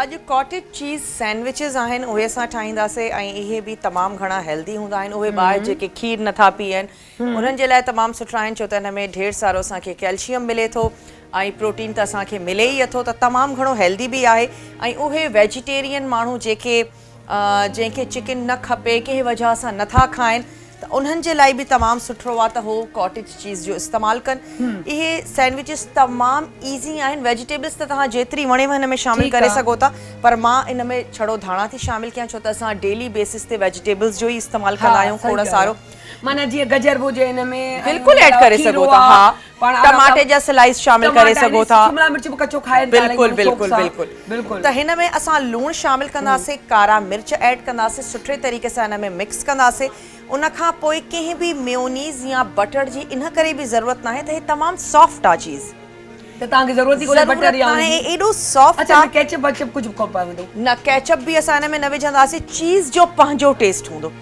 ऐं इहा चीज़ तव्हां घर में बि ठाहे सघो था हे चीज़ तव्हां मार्केट में बि अवेलेबल आहे तव्हां तमामु ईज़ी वठी सघो था हिकिड़ो त असां हे ठाहींदासीं ॿियो बनाना मिल्क शेक आहे जंहिंखे असां सर्व कंदासीं चॉकलेट ब्राउनी सां गॾु त ॿिन्हिनि जो जेको कॉम्बिनेशन आहे सो तमामु सुठो आहे मज़ेदार आहे हिन में मां थोरो ऐड थी कयां कारा मिर्च ऐं गॾु ई असां हिन में शामिलु कंदासीं धाणा चॉप करे इहो छा कढी छॾियो आबिदा त हिकु त हिन में हिकिड़ो सुठो कलर ईंदो धाणनि सां ऐं धाणनि जी हिकिड़ी पंहिंजी ज़बरदस्त खुशबू आहे असांजी टेक्निक सां पिया कटियो वाकई शेफ हूंदा आहिनि वाकई त हे असांजी हिकिड़ी अहिड़ी हर्ब आहे जेके असां पंहिंजे खाधनि में खोड़ सारी इस्तेमालु कंदा आहियूं यूज़ कंदा आहियूं तमामु ईज़ी असांखे मिली बि वञे थी ऐं सियारो मूंखे त इन करे बि वणंदो आहे मूंखे सियारो एतिरो न वणंदो आहे पर वेजिटेबल्स तमामु घणियूं बिल्कुलु पघर नथो अचे छा छा पिया पाइबा आहिनि बिल्कुलु ईअं ई आहे मज़ो पवंदो आहे ऐं एतिरियूं कोई वेजिटेबल्स तव्हांखे नज़र ईंदियूं आहिनि सम्झ में न ईंदो आहे त कहिड़ी वठिजे ऐं इहा बि हिकिड़ी ब्लेसिंग आहे ऐं हींअर मार्केट में तमामु खोड़ सारी वेजिटेबल्स अचे वई आहे ऐं घर में बि खणी ईंदा आहियूं न त उहा स्टोर बि ईज़िली थी वञे एग्जैक्टली अच्छा जल्दी ख़राब नथी थिए अञा सी पाण वटि आयो कोन्हे कराची में जॾहिं की हैदराबाद ताईं कड़कदार सी पहुची चुको आहे अञा असां इंतज़ार था कयूं खुलियल आहे हिते कराची में बिल्डिंग्स इलाही आहिनि माशाल्लाह सां बिल्कुलु लाज़मी आहे ऐं गाॾियूं बि इलाही आहिनि त उन्हनि जा धुआं बि इलाही आहिनि गाॾियूं वारनि गरमाइशूं बि इलाही थियूं थियनि हवाऊं रोकनि थियूं बिल्डिंगूं सो उन जे बिल्कुलु करे ईअं हा आहे। ऐं जेके थोड़ा खुलियल इलाइक़ा आहिनि उते पोइ बि सी हाँ, इलाही वरी बि थोरो महसूस थधो, मलीर जे पासे या हिन पासे जेको पंहिंजो आहे कैंट वारो आहे पासो, इन में थोरो अञा बि आहे। बाक़ी पाण वटि हिते शहर में त माना बिल्कुलु गर्मी लॻी पई आहे। ऐं सियारे में बुख अञा वधी वेंदी आहे, वधी वेंदी आहे। वज़न वधी वेंदो। हा, ऐं ख़बर अथई सियारो अञा थोरो ईंदो ऐं वेंदो वरी इहे बि ॾुख रहिजी वेंदा त असांखे हीअ बि करिणो, असांखे हीअ बि करिणो, असांखे हीअ बि करिणो। शौक़िया सॼियूं ड्रेसिस तयारु हूंदियूं आहिनि त जीअं सियारो अचे अलाए छा खां छा पायूं, पर असांखे ॿ टे ड्रेसिस थियूं पड़नि। बिल्कुलु ऐं ईअं रंग बि अच्छा इलाही माण्हुनि जो रंग जेको आहे Dark थी वेंदो आहे। डार्क थी वेंदा आहिनि, इलाही वरी फ्रेश थी सुहिणा थी पवंदा आहिनि। एक्चुअली फ्रेश उहे थी वेंदा आहिनि जंहिंजी स्किन ऑयली हूंदी आहे, हा। हो फ्रेश थी वेंदा। हा। छो त गर्मियुनि में एॾो ऑयल थो अचे, जेतिरो बि मुंहुं तो धोए ख़ुश्की अची थी वञे, हा। ऐं सियारे में उन्हनि खे कंहिं क्रीम जी ज़रूरत न आहे हूंदी, उहे फ्रेश थी था वञनि। जंहिंजी स्किन ड्राई हूंदी आहे उन्हनि जो कलर ख़राब थी वेंदो आहे। छो त मुंहिंजी बि स्किन ड्राई आहे ऐं जेकॾहिं असां हुनजो ख़्यालु न कंदासीं, चङी तरह मॉइस्चराइज़ न कंदासीं त हो ड्राई थी करे कारी थी वञे। एग्ज़ैक्टली इहो वाकई इन जो वॾो इहो अलमियो आहे। सो बहरहाल तव्हां अच्छा हिन खां पोइ ॿिया तव्हां छा था ॿुधायो? कुझु बि न, बसि हे मां हिन में मिक्सचर ऐड कंदमि ऐं मथां हिकिड़ो ॿियो ब्रेड स्लाइस रखी करे हिनखे कट कंदासीं। ठीकु आहे, हे असांजो जेको सैंडविच आहे से तयारु थी वेंदो। ऐं अच्छा ऐं ड्रिंक कीअं ठहंदी? ड्रिंक असां ब्लेंड कंदासीं, बनाना खीर इहो ब्लेंड कंदासीं ऐं जेका चॉकलेट ब्राउनी आहे असां मां मथां ऐड कंदासीं। अड़े वाह ज़बरदस्त। हाणे तव्हां ही ॾिसो जेसे आऊं हलां थी पंहिंजी जॻह ते। अच्छा मज़े जी ॻाल्हि आहे, असांजी ॾाढी प्यारियूं ऐं सुहिणी गेस्ट असां वटि मौजूदु आहे। ट्रेडिशनल तरीक़ो आहे छा, असांखे त यकीन कयो इहो स्टाइल जेको आहे न उहो जेको हिकिड़ो ॾाढो मशहूरु फोक जेको सिंगर्स जेके हूंदा आहिनि असांजा, उन्हनि में हिननि जो शुमारु आहे। असांखे इलाही अहिड़ा जेकड़ा ऐं जेको आहे उन्हनि शुरूआति जेकी गाने जी कई सचल सरमस जे गाने खां शुरू कई हुअनि माशाल्लाह। ऐं पोइ अहिड़ा छाइजनि अॼु ताईं छाइजी आहे, अहिड़ा छाइजी आहे जो बैन अल-अक़वामी तौर ते सिंध खे रिप्रेज़ेंट कयो अथनि, पाकिस्तान खे रिप्रेज़ेंट कयो अथनि। सो असां ताड़ियुनि में सॼूं था ताज मस्तानी खे। अस्सलाम वालेकुम। कीअं हो? अस्सलाम वालेकुम। मूं त इहो ई चयो किचन में बीठ थी सॼानि, पर असांखे चयो त न तव्हां वञी वियो त पोइ सॾींदासीं, प्रॉपर ईंदो। मुंहिंजो ओके ठीकु आहे, उहो ई मूंखे उथी त भेण मिलणो ई पियो न, ऐं मूंखे सुठो बि लॻो, ॾाढो मज़ो बि आयो। आहे हाय छा स्टाइल आहे, केॾो प्यारो आहे। ताज मस्तानी हा मस्त। अच्छा वैसे मुख्तार नाज़ तव्हांजो माशाल्लाह नालो आहे। अच्छा इहो मस्त पाण पहिरीं इहो रखो, हिते हिन जॻह ते रखी छॾियो। मना ही हुजे खाली मना मूंखे ॿ सोफ़ा हुजनि। अड़े सही था चओ, सही था चओ। इन मां इहो पियो लॻे सभु कुझु असां जेको आहे हवाले करे छॾियोसीं ताज मस्तानी ॾे। मस्तानी नालो ऐं डिंपल केॾो प्यारो थो बनाव। असांखे छा आहे कॾहिं कॾहिं मूंखे साड़ शुरू थींदो आहे, मां हिन खां साड़ में ज़रूरु हेल्दी साड़ हुजे, मज़ो ईंदो आहे। थोरो ॾिसे यार तो ई पतो आहे, बि अहिड़ो पायां, यार तूं ईअं बि लॻी तो लिपस्टिक अहिड़ी आई आहे, बि अहिड़ी अहिड़ा मुतमिन औरत मुतमिन थियणी न आहे, है न? केॾी सुठी ॻाल्हि की असां कंहिं ॻाल्हि में मुतमिन ई कोन्हे। ऐं दुहिरी ॾिसो ऐं अच्छा उहो ई मूं चयोमांसि ईंदे ई, मूं चयो यार माण्हू गोल्डन पाईंदा आहिनि तो त माना सिल्वर खे कल्चर तो चयो त न चांदी बि त असांजी आहे, उनखे बि सिल्वर खे प्रमोट कजे। सुठो लॻे। सिल्वर मुंहिंजे लाइ इलाही लकी आहे, सुठो आहे, आसान आहे। हिन जे करे जो पाकिस्तान खां जॾहिं असीं ॿाहिरि वञूं था त उते सिल्वर खे वधीक जेको आहे लाइक कनि था, जेको आहे उन बकोल गोल्ड जे, त उन जी करे हिकिड़ो इहा ॻाल्हि आहे। ॿी इहा ॻाल्हि तव्हां हीअ ॾिसो, हिन में मुंहिंजे में हीउ झंडो लॻल अथव पाकिस्तान जो, हीउ पाकिस्तान जो झंडो हिन में, हिते ई ॾिसो ॿई पासा झंडो जेको आहे न ठहियलु आहे। त पंहिंजे मुल्क सां माना मोहबत करण जो हिकिड़ो इहो बि सबूत आहे। असां स्क्रीन ते बि ॾेखारियूं पिया, वाओ ज़बरदस्त यार। पहिरियों दफ़ो एॾो क्रिएटिव कमु, मतिलबु इहा त मतिलबु एॾी मोहबत जो मुंहिंजी ठहियल, ही मुंहिंजी ठहियल आहे कोई 96 जी। न चओ कसम सां। अच्छा ही मस्तानी जेको आहे नालो छा सोच आहे, कीअं पियो इहो छो ताज मस्तानी, मतिलबु कीअं हिकिड़ो सोच आहे? मस्तानी त मूंखे तव्हां कयो आहे, ॿुधण वारनि ॾिसण वारनि। तव्हां चयो तव्हां त मस्तानो खे त असां तव्हांखे छो छॾियूं, तव्हां बि असांजी मस्तानी आहियो मस्ताननि जी। ॿुधण वारा जेकॾहिं क्राउड मस्त आहे त पोइ अॼु ख़ुदि ई जेको आहे स्टेज वारो त हूअं मस्तु थींदो। छो जो तव्हां ॾिसो, तव्हां प्रोग्राम कयो पिया, तव्हांखे जॾहिं हुनजी एतिरी सुठी मोट मिलंदी हा, त तव्हांजी दिलि अञा वधंदी, अञा अञा वधंदी। हिमत जेको आहे वधंदी त भई ऐं अञा बहितर कयां।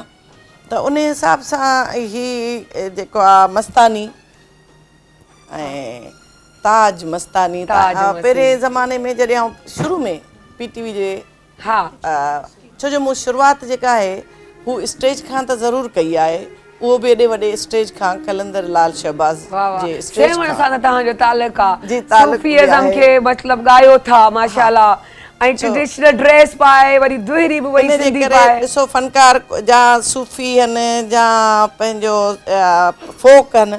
मुंहिंजो तव्हां ॾिठो हूंदो त इहो ईंदो सूफ़ी फोक सिंगर ताज मस्तानी, छो जो फोक जो ही जेको आहे स्टाइल जेको ऐं यकतारो सूफ़ी साज़ आहे, ऐं आउं ॻायां सूफ़ी थी। ऐं मूं शुरू खां आरफ़ाना कलाम वधीक माशाल्लाह सां जेके आहिनि चया आहिनि शाह लतीफ़ सरकार जा, पोइ सचल सरमस्त जा, उस्मान फ़कीर, पोइ केतिरा माशाल्लाह। हिकिड़ो असांजो ॾाढो सुठो हूंदो न जेको इहो आ करे ॻाईंदो, इहो सुठो नालो हुयसि असांजो सिंधी जेको हिकिड़ो आर्टिस्ट हो मतिलबु ॻाइणो, हा जलाल चांडियो, न, ॿियो जलाल चांडियो, शाज़िया ख़ुश्क जो ॾिसो ट्रेडिशनल हूंदो हो, इहे सुठो थो लॻे। बाक़ी असांजा इहे अहिड़ा लीजेंड जेके हुया यकतारे ते जेके फ़क़ीर ॻाइण वारा हुया, उन्हनि में फ़क़ीर अब्दुल गफ़ूर, ढोल फ़क़ीर, खादम हुसैन फ़क़ीर, ही काफ़ी जेके हुया, सोरा फ़क़ीर, त ही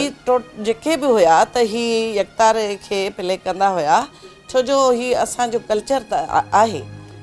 ऐं उन खां पोइ सूफ़ी हिकिड़ो साज़ आहे, हीअ बि त साज़ आहे, ऐं असांजी सुञाणप आहे, पोइ असां हुनखे पज़ीराई छो न ॾियूं। एग्ज़ैक्टली, इहा सोच हर कंहिंजी हुजे त असांखे परेशानियूं थियनि ई न, पंहिंजो पंहिंजो कमु आराम सां कंदा वञूं त मज़ो अची हीअ जेको बि आहे हीअ असांजी सुञाणप आहे, ऐं असांजी जेकॾहिं जेका सुञाणप आहे असीं हुनखे पज़ीराई ॾियूं त असां ते हक़ बि लॻे थो। हक़ बि लॻे थो, बिल्कुलु ॾाढी सुठी ॻाल्हि। सिंधी हुजण जे नाते सां जलाल चांडियो सर सां कॾहिं तव्हां गानो गॾु ॻायो? न, मौक़ो कोन मिलियो?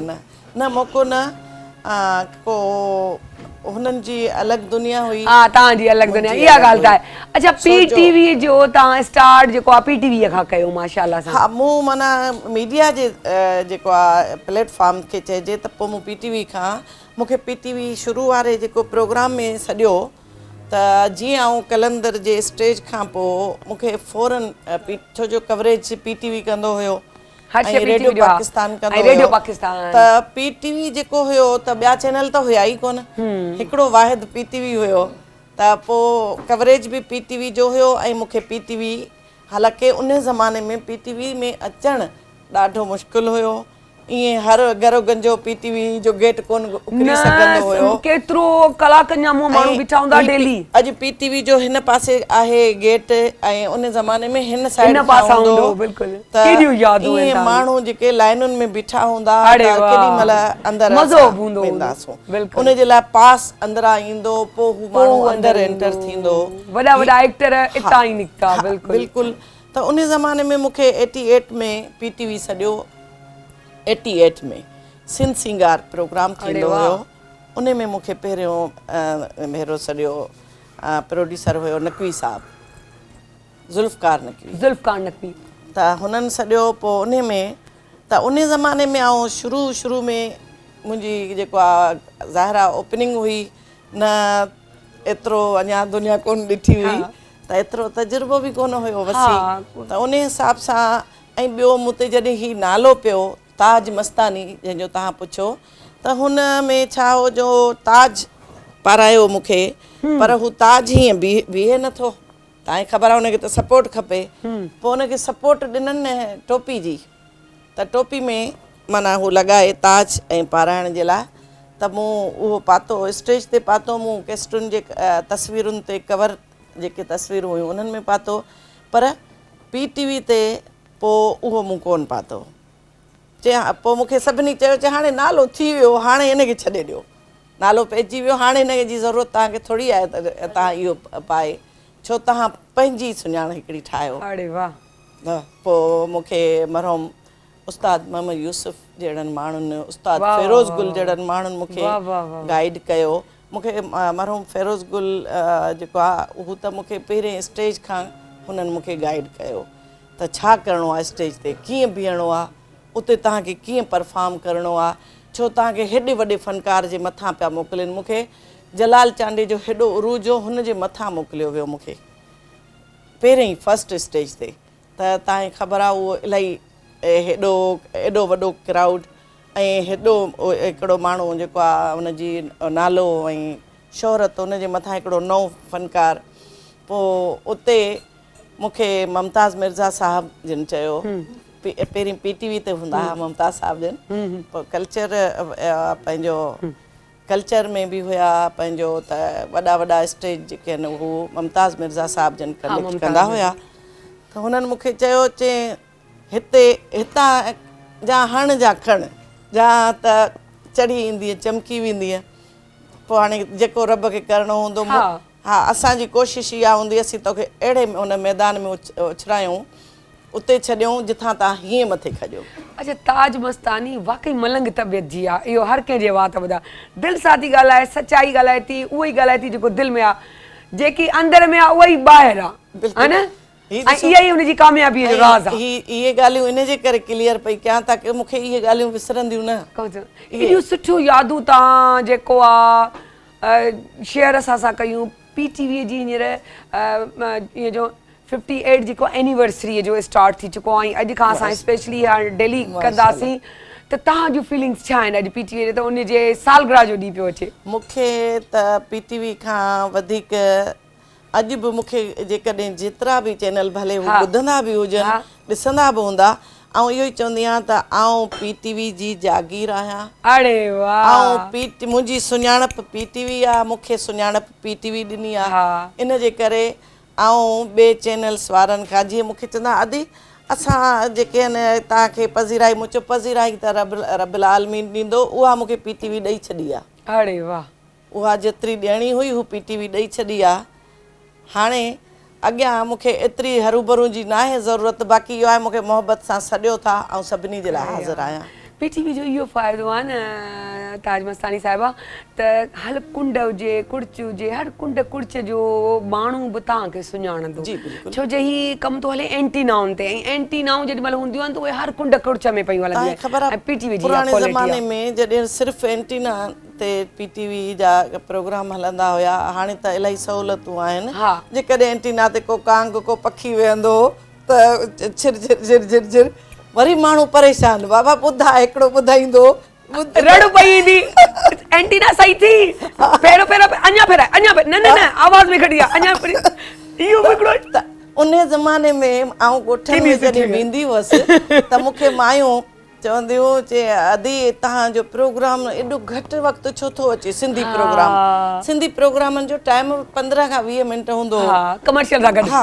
त उन हिसाब सां उहो चवंदियूं असां पंहिंजे अटे मां हथ कढी अची बीही रहंदा आहियूं त अधी थी अचे, कल्लो ओॾा लॻो पियो हूंदो, दिमाग़ ओॾा हूंदो TV ते, या वरी पूरे ॻोठ में हिकिड़ी TV हूंदो त उहो TV वारो फासी वेंदो, सॼो ॻोठ उते अची वेही रहे। इहा सादगी असांजी जेका हुई, इहा सादगी ख़तम थी वई आहे। जेतिरो असां टेक्नोलॉजी ॾांहुं वधिया आहियूं, ऐं वाकई पोइ त हिते अॼु तव्हां असांखे छा था ॿुधायो? ऐं मुंहिंजे ख़्याल में त पाण सचल सरमस्त खे यादि त छो जो ज़ाहिर आहे एतिरो वक़्तु त न आहे, पर मिड़ई थोरो थोरो जेतिरो बि।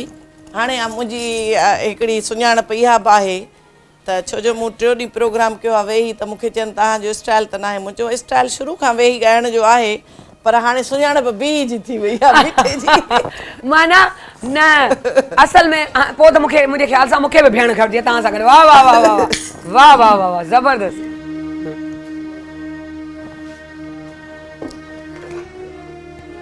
सानू लग गई बे अख्तियारी,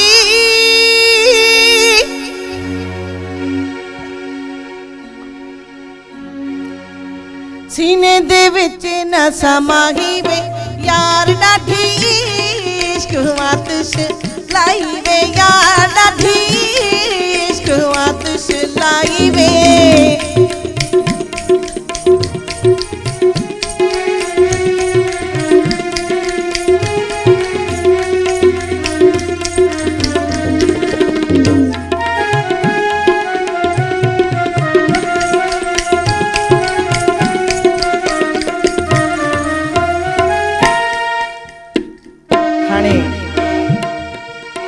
हिकिड़ो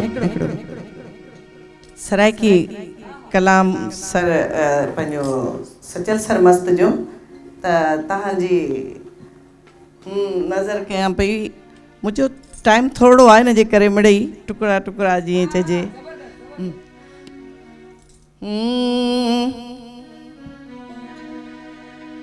घुंड खोल दीदार विखाओ में आया मुख वेखणे घुंड खोल दीदार विखाओ में आया मुख वेखणे मैं आया साईं आया मैं आया साईं आया मैं आया मुख वेखणे आया मुख वेखणे आया मुख वेखणे आया मुख वेखणे आया मुख वेखणे आया मुख वेखणे घुंड खोल दीदार विखाओ मैं आया मुख वेखणे घुंड खोली दीदार विखाओ मैं आया मुख वेखणे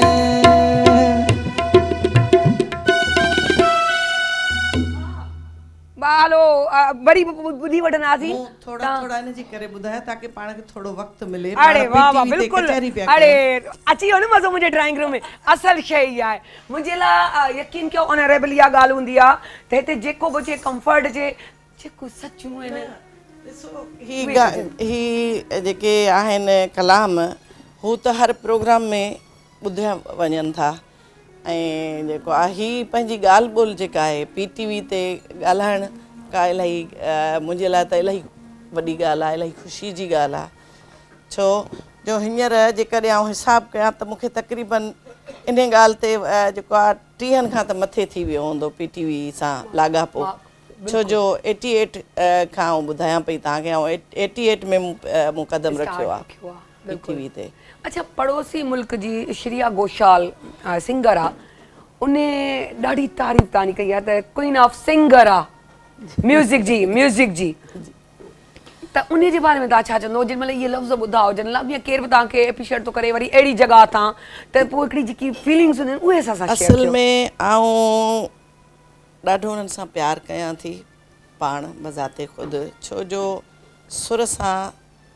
प्यार करणु जेको आहे हू जेको आहे हू कंहिं बि ज़ुबान या उनजो कोन हूंदो आहे उनजी का बाउंड्री कोन्हे न का बाउंड्री उनजी कोन्हे सुर जिथे बि हूंदो हू किथे लिकंदो कोन त इन जे करे हू मूंखे इलाही दिलि ते जेको आहे माना आउं उनखे इलाही दिलि सां ॿुधंदी आहियां ऐं हुननि मुंहिंजे लाइ कमेंट्स जेके आहिनि अख़बार में जेको आहे उते जी अख़बार में ॾिना त मूंखे इलाही सुठो लॻो इलाही तव्हां अॼु बि ॾिसंदा मुंहिंजे हिन ते पंहिंजो पेज ते त हुन जा कमेंट्स उहा कटिंग उते लॻियल आहे हुन ते जेको आहे जेका हुन ॾिना अख़बार में कमेंट्स इहा वॾी ॻाल्हि आहे अच्छा पाकिस्तान खां ॿाहिरि वञी रिप्रेज़ेंट कयांव ऐं हींअर तव्हां लाइ हिकिड़ी पुराणी ॻाल्हि थी वई पर जॾहिं फस्ट टाइम ईंदा हुजो हिकिड़ी ताज मस्तानी घरेलू ख़ातून या घर जी माई अचानक ईअं ॻाइणु शुरू थी वई उहे फीलिंग्स नाले मटाइण जो इहो बि त हिकिड़ो कारण हुयो न मुख़्तियार माॻई ताज मस्तानी थी वई उहो हिकिड़ो इहो बि कारण हुयो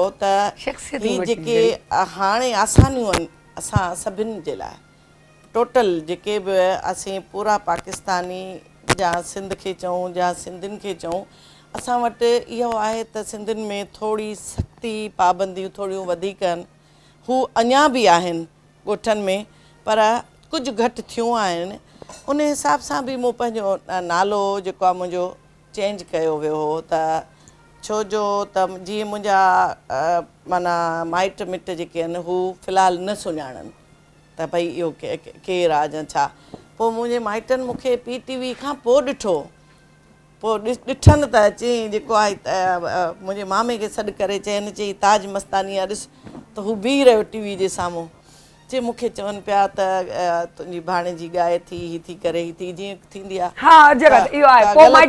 ग़लति ॻाल्हियूं त माना हू ॻाए पई हू ही जेको आहे माना हुनखे इलाही जेको आहे हू वठणु त बुरो त भई ॻाए पई ऐं जेको आहे हू नचे पई फलाण पई करे टीर पई करे माना अहिड़ियूं ॻाल्हियूं पोइ जॾहिं हुन PTV ते ॾिठो ईअं करे चए मूं पाण ॾिठो आहे उहे वेठी आहे फज़ीलत सां हेॾो फज़ीलत सां थी ॻाए हाणे जेको आहे मूंखे त पाण इलाही सुठो लॻो, पोइ मुंहिंजी हिमत वधी वधी वधी। अच्छा, मुंहिंजी तव्हां सां माशाल्लाह सां फर्स्ट मुलाक़ात आहे पहिरीं, पर तव्हांजो ॻाल्हाइण ॿुधी यकीन कयो ईअं पियो लॻे त सादगी, सच्चाई, ईमानदारी उहा झलके थी।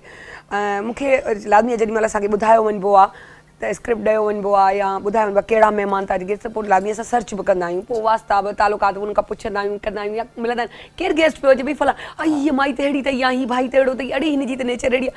तव्हांजी माशाल्लाह असांजी दोस्त आहे, हींअर तव्हां रिसेंटली PTV जो प्रोग्राम करे आया आहियो 2-3 ॾींहं पहिरीं, जेको आहे असांजो भलीकार जी, उन में बि तव्हां हिकिड़ी होस्ट हुई ग़ज़ाला, उन बि तव्हांजी ॾाढी तारीफ़ कई त ॾाढी डाउन टू अर्थ माई आहे, ॾाढी प्यारी आहे, ॾाढी ईअं, त मूं चयो इन में को शक कोन्हे, त मूं हर जॻह तां हुन माईअ जी तारीफ़ ॿुधी आहे। अच्छा, हिकिड़ी शइ ॿी तव्हां खां चवंदासीं, तव्हांजी शेयरिंग ईअं चवंदासीं त चाहींदासीं त 75वीं सालगिरह जश्न आज़ादी जेकी थी असांजे पाकिस्तान जी, उन में क़ौमी तराना सभिनी ॻाया, उन में तव्हां बि उहा जर्नी पंहिंजी शेयर कयो न, उहो ॿुधायो।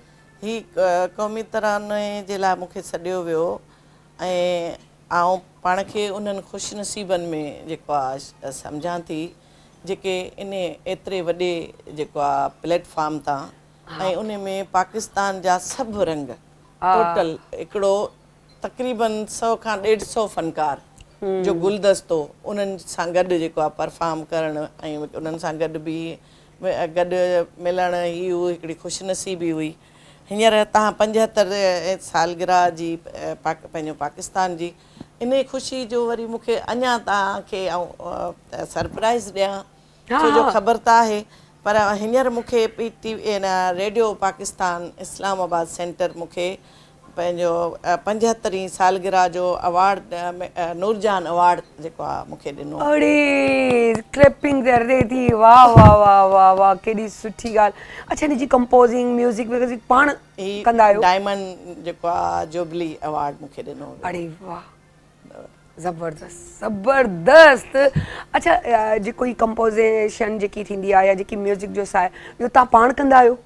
कुझु शयूं ज़ाहिर जिते तव्हांखे ज़रूरत पवंदी आहे, जिते तव्हांखे चवंदो आहे त हिते हीअं मिलाइण खपे, माशाल्लाह एतिरो टाइम अरसो गुज़री वियो। अलाह जा एहसान। इहो साॻियो ई सवाल जी मूंखे काफ़ी भेणूं मूंखां पुछंदियूं आहिनि तव्हांजी ड्रेसिंग जेको आहे उहो केरु सिलेक्ट कंदो आहे। ॾाढी सुठी ॻाल्हि पयूं कनि, जेको आहे मुंहिंजे ख़्याल सां मोबाइल जी आवाज़ पई अचे त मूं वटि आहे ई कोन। अच्छा, हीअ लाइव में त ईअं थींदो रहंदो आहे, ख़ैर उन में कोन थो पए, पर तव्हां खां हिकिड़ो सुवालु आहे, हिकिड़ी सवाल बि पुछिणो तव्हां खां। तव्हां हींअर ॻाल्हि कई त उहो थोरो टाइम हूंदो PTV जो, अॼु तव्हां माशाल्लाह 2 कलाकनि जे शो में आया आहियो ऐं हिकिड़ो वॾो टाइम आहे सिंधी मॉर्निंग शो लाइ, पहिरियों दफ़ा माशाल्लाह एॾो एक्सपीरियंस गुज़रियो आहे, एतिरनि दफ़ा तव्हां आया आहियो, कया आहियो, त थींदो आहे न त हिकिड़ो चइजे त उहो हिकिड़ो ख्वाबु पूरो चइजे त थी वञिजे त असां जेको आहे सिंधी जो शो पहिरियों दफ़ा इहो मॉर्निंग शो, तव्हांखे छा फीलिंग्स अथनि? छो विया तव्हां बेशुमार शोज़ में हो, PTV जे में बि आयल आहियो, हिते जो मूंखे ॿुधायो। मूंखे ख़बर अथव हिकिड़ो त PTV सां इलाही मोहबत आहे, इन में को शक कोन्हे, पंहिंजी छो जो मूंखे सुञाणप ॾिनी आहे, मूंखे अॼु जेकॾहिं आउं इन जॻह ते आहियां त उन में मूंखे जेको आहे PTV जो इलाही वॾो हथु आहे। ॿियो इहो त ऐं जीअं गेट ते पुॼंदी आहियां मूंखे सलाम करणु शुरू कंदा आहिनि, मोहबत करण वारा जेके बि असांजा पुराणा सीनियर्स जेके बि रहिया आहिनि, हू उन जूनियर्स खां वठी सीनियर्स ताईं मूंखे जॾहिं सलाम मूंखे इन सां मिलंदा आहिनि त मूंखे ॾाढी ख़ुशी थींदी आहे। त मूं चयो अलाह साईं मूंखे रबिल आलमीन उन्हनि ख़ुशि नसीबनि में रखियो आहे जंहिंजे लाइ माण्हू सिकंदा आहिनि। अड़े केॾी सुठी ॻाल्हि, केॾी सुठी शेयरिंग ऐं केॾो पिया।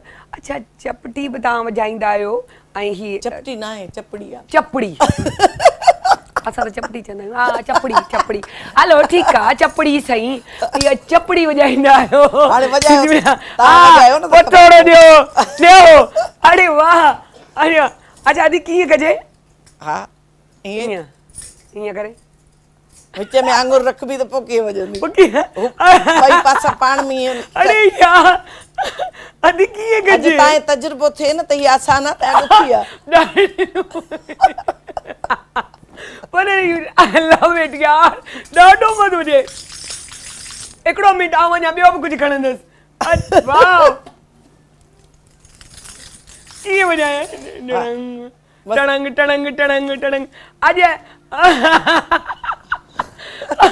सच थी ॿुधायां हिन जो वाकई रियली हिकिड़ी लेडीज़ हेॾो बोझ हुई यार वाकई टैलेंट सलामत सलामत सलामत ही वज़न 6 तव्हांजो हक़ ही तव्हांजो हक़ 6 कलाक ही वज़न वॾी ॻाल्हि 7 कलाक वेही वॼायो ख़बर पवे अच्छा सिखिया के खायो इहा यकतारो चपड़ी चपड़ी ऐं चपटी चपटी चवंदा आहियूं घर में तो चपटी निकिरी वियो चपटी चपटी बस सॼो ॾींहुं त इहो आहे न चपटी जो इस्तेमालु कोन थो थिए हाणे थींदो इहो मुंहिंजो उस्ताद आहे पंहिंजो मूंखे जंहिं यकतारो ऐं चपड़ी जंहिं सेखारियो या मूंखे जेको PTV ते जंहिं पुॼायो उहो पंहिंजो उस्ताद गुलाम हुसैन कलेरी साहिबु उहो इलाही सुठा पोएट बि हुया रिदम नवाज़ बि हुया तमामु रिदम प्लेयर हुया ऐं उस्ताद मोहम्मद बचल जेको PTV ते सॼी उमिरि जंहिं वॼायो हुननि जा हू ऐं गुलाम हुसैन कलेरी हिकिड़े ई उस्ताद जा शागिर्द हुया पंहिंजो उस्ताद ताहिर ख़ान जा त आउं उन जी शागिर्द आहियां अरे वाह वाह वाह ज़बरदस्त ज़बरदस्त अच्छा चपटी बि चयो चपड़ी बि चयो हिकिड़ी चपड़ी बि हूंदी आहे पाण चवंदा आहिनि आई चुप कर चपड़ी तूं घणो थी ॻाल्हाई हल ईअं हूंदो आहे न सिंधी तरीक़ो पंहिंजो बिल्कुलु बिल्कुलु इहो ई आहे असांखे तव्हांखे हिते बि उहो ई हिकिड़ो उहो ई जेके पाण खां घर में ॻाल्हाईंदे वरी चवंदा आहिनि आई तो ही ॾिस केॾो ग़लति ॻाल्हायो ऐं अम्मी अम्मा ॾिठई हिन ग़लति ॻाल्हायो इहो तरीक़ा बि घरनि में माण्हू वेहंदा आहिनि कंदा आहियूं माशाल्लाह एतिरो सुठो एक्सपीरियंस गुज़रियो तव्हां अचो पिया ॾिसो पिया माहौल आहे तव्हांजे इर्द गिर्द आहे सॼो माहौल फैमिली में माशाल्लाह घणा बचड़ा आहिनि तव्हांखे मूंखे माशाल्लाह 5 पुट आहिनि 2 न्याणियूं आहिनि न्याणियूं शादीशुदा आहिनि न अञा नंढियूं आहिनि न हाणे ख़ैर सां वॾी जेका आहे हू त वॾी आहे नंढी अञा जेको आहे हू त वरी छा आहे जो मूंखे मुंहिंजो फस्ट आहे पुटड़ो पोइ वरी बेबी आहे पोइ वरी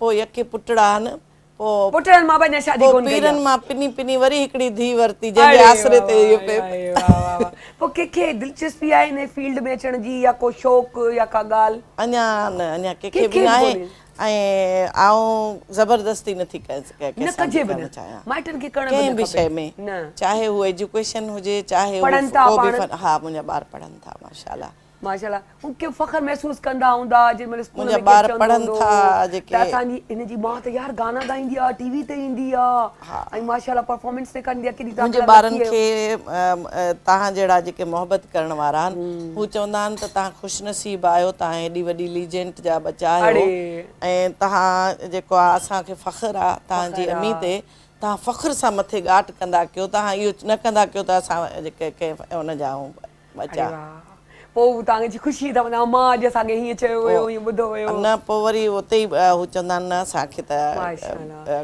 इहो न लॻंदो आहे त असांजे लाइ का इहा माना बुराई आहे या न इहो हुजण बि न खपे बिल्कुलु बिल्कुलु इहा अवेयरनेस त घर खां ई सिखी वञिबी आहे बाक़ी एजुकेशन जे मामले में मूं पंहिंजे बचनि सभिनी खे पंहिंजी दिलि ते ॾिनी आहे जेको जेतिरो दिलि ते पढ़े हाणे मुंहिंजो नंढो जेको आहे उहो अञा हिते कराची में पढ़े पियो मास्टर पियो करे त आउं चवंदी आहियां बाबा पंहिंजी मर्ज़ी ते पढ़ो ऐं जेको आहे इल्म जो त को दंग ई न आहे त पोइ उन हिसाब सां ऐं डिपार्टमेंट बि हू जेको पाण चॉइस कनि जेको बि तव्हां जेको आहे माण्हू चवंदा आहिनि अमूमन तव्हां ॾिसो केॾो बि को लेजेंड हुजे पर हुनजी पसंदीदा लेजेंड बीठल हूंदो आहे त उहो पाण बि झुमिजी वेंदो आहे माशाल्लाह तव्हां जे त गाननि ते झुमिजंदा तव्हां कंहिंजे गाननि ते झुमिजंदा आहियो मूंखे पुराणा जेके असांजा जेके आहिनि म्यूज़िक पुराणो हाणे अञा बि उहो वणंदो आहे बजाए बकोल हिन नए जे हू पुराणा तव्हां ॿुधो न जेके बि पंहिंजा उहो रेडियो जा PTV जा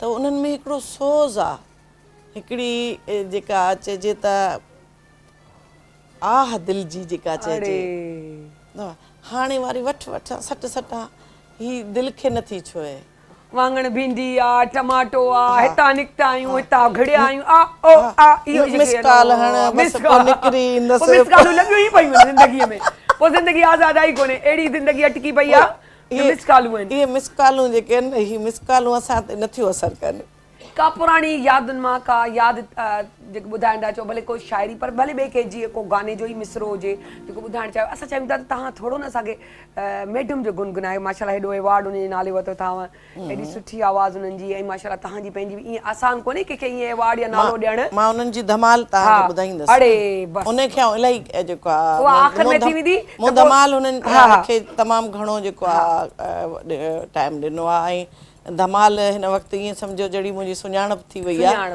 छो जो हिकिड़ो त उन नंगरी सां तालुक़ु रखां थी धमालुनि वारी नंगरी सां सेवण जी नंगरी जिथे डेली धमाल पाई वञे उन हिसाब सां ॿियो इहो त मैडम जी ज़ाहिरा उहो ॻायल आहे ऐं उहा त ॻाल्हि बि आहे असां वटि मैडम त एतिरो ज़ख़ीरो एतिरो मवाद ॾिनो आहे जो सॼी उमिरि उनखे केरु ॻाए त खुटण जो ई न आहे नालो ई कोन्हे सही था चओ वर स्टाइल उन्हनि जो मैडम आबदा परवीन जो मैडम आबदा परवीन जो तव्हां ॾिसो त अॼुकल्ह हर कोई आबदा परवीन थियण थो चाहे पर आबदा परवीन हिकिड़ी आहे पर हू ईअं ई थींदो आहे जेको बि आहे हू उनखां भले ॿीण ते माण्हू थी वञे पर ओड़ो न थींदो आहे हू सेम हाणे जलाल चांद जो जेकॾहिं तव्हां चओ त हू हिकिड़ो हुयो हाणे हुनखां भले वधीक अची वञे उहे ताज मस्तानी हिकिड़ी थी वई त हाणे तव्हां भले हुनजे लाइ 100 लाहियो पर हुनजी जेका सुञाणा उहा हुनजी उस्ताद मोहम्मद जुमन हिकिड़ो ई हुयो हा मोहम्मद यूसुफ हिकिड़ो ई हुयो जो मुमताज़ मिर्ज़ा साहिब जहिड़ो माण्हू चवंदो मोहम्मद यूसुफ आ करे तव्हां सॼो सभु कुझु कुर्बान करे छॾियो उहो हिकिड़ो अंदाज़ बि पंहिंजो ऐं स्पेशली बसुनि में पंहिंजा जेके ॻोठनि थी वञनि हलनि था न गाना उनजो मज़ो ई पंहिंजो तव्हां ॾिसो फौज़िया सुमरो असां वटि जेको आहे फौज़िया जे पोयां एतिरियूं फौज़ियाऊं थी वियूं का अधु फौज़िया का मुनो फौज़िया का आख़िरी फौज़िया पर फौज़िया त हिकिड़ी फौज़िया हुई फौज़िया सुमरो हिकिड़ी हुई भले हुनजी कापी केर बि करे न ईअं ई आबदा परवीन हिकिड़ी आहे हू बि थियणी न आहे पंहिंजो तव्हां माशाल्लाह कंहिंखे सेखारियो पिया को अहिड़ो स्टूडेंट अचे थो मैडम मूंखे तव्हां सेखारियो न टाइम नथो मिले न ऐं हिकिड़ो त मूं कॾहिं इहा सोचे ई कोन रखी न छो जो पाण खे मुकमिल सम्झाई नथी अड़ी तव्हांजी इहा निवड़त अलाह खे इहा ई पसंदि आहे मे बी कंहिंखे सेखारे पोइ वरी पंहिंजे पाण खे सम्झणु शुरू थी वञा उन करे उहो कम ई कोन्हे करिणो जंहिंमें मुंहिंजी में अची वञे मां ॾाढी ख़राबु शइ आहे जेका में अचे न त मां हीअं मूं ही कयो मूं ही भई तो कयो छा तो कुझु कोन कयो जेको कयो रब जी ज़ात कयो जेकॾहिं हू न चाहे तूं छा करीं अच्छा आबदा तयारी थी चुकी आहे असांजी न तव्हां छा को सवाल कंदो मैडम खां मां त हिननि जे धमाल जो वेट थी कयां अड़े वाह धमाल जॾहिं थींदी त पोइ छा हुनजो समा हूंदो ऐं वाक़ई छो त अधी हिते आई आहे त लॻे थो त सेलिब्रेशन्स आहे उन्हनि जो आगाज़ आहे हिकु त तव्हां माशाल्लाह 4 चंड हुया ॿियो असांजो सेट ऐं माशाल्लाह आदि इहो ज़बरदस्त अच्छा पाकिस्तान खां ॿाहिरि वञी परफॉर्मेंस ॾिनी उते जी छा फीलिंग्स आहिनि उहे शेयर कयो जंहिंमहिल तव्हांखे चवनि सिंधियाणी सभु पाकिस्तान जी हा मूंखे इलाही सुठो लॻो जॾहिं फस्ट जेको मुंहिंजो टूर थियो हू थियो 95 में पहिरियों टूर मुंहिंजो जर्मनी जो थियो अड़े वाह त माना उन्हनि गोरनि खे अंग्रेज़नि खे बि झुमराए अची वियो हा हा बर्लिन में मूं वञी जेको प्रोग्राम कयो पोइ उन खां पोइ तव्हांखे ख़बर मज़े जी ॻाल्हि इहा ॿुधायां त मुंहिंजी वीज़ा हुई टोटल 15 ॾींहंनि जी असांजी पर हुते माना वञण खां पोइ एतिरा प्रोग्राम माना हुते मिलिया जेके वधी वियो असांजो माना त असांजी हुननि पोइ 15 ॾींहं वरी वीज़ा वधाई वाह माना उन्हनि गोरनि खे बि तव्हां मस्तानो करे ई पोइ निकिता वाह वाह वाह असांखे हितां जेको आहे PTV ऐं जेको आहे जीअं ॾिसो पंहिंजो PIA मोकिलियो त उन हिसाब सां उते वरी पोइ PIA वारनि वरी असांखे 15 ॾींहं एक्स्ट्रा वीज़ा वठी ॾिनी पोइ मूं वरी म्यूनिख में बि प्रोग्राम कयो पोइ मूं पंहिंजो फ्रैंकफर्ट में कयो पोइ काफ़ी प्रोग्राम मूं कया जेके आहिनि फ्रैंकफर्ट में पंहिंजो हिकिड़ो वाहिद मूंखे उते सिंधी मिलियो ऐं मूंखे एॾी ख़ुशी थी एतिरनि ॾींहंनि खां पोइ मूंखे सिंधी केरु ॻाल्हाइण वारो आहे अड़े वाह वाह वाह पंहिंजे मुल्क जो बाक़ी जेको आहे हुते मेन हुन में जेको आहे त मूंखे उते फरमाइश ख़बर अथव कहिड़े गीत जी आई हुन ते लिखी खणी आया त हो जमालो। अरे वाह, मूं चयो ही माना हो जमालो खे सुञाणनि था। वाह वाह वाह वाह, जमालो त मशहूर आहे न, सिंध जो पाकिस्तान जो जमालो न थिए, ये थी नथो सघे। सो तव्हां असां वटि आया, असांखे ॾाढो सीरियस मज़ो आयो ऐं त बेचैनी जेको आहे आबदा जी शक्ल मां नज़र अचे पई त उहा बि धमाल ॿुधंदी। सो तव्हांखे पूरो टाइम ॾिनो वञिबो त पूरी धमाल ॿुधंदासीं ऐं वॾी धमाल ॿुधंदासीं तव्हां सां गॾु। सो तव्हांखे घुराईंदासीं, तव्हां ॿुधायो केतिरो इंजॉय कयो या कुझु चवणु चाहींदा? मूंखे इलाही सुठो थो लॻे ऐं यकीन कयो PTV ते ही त कुझु बि को वक़्तु न आहे।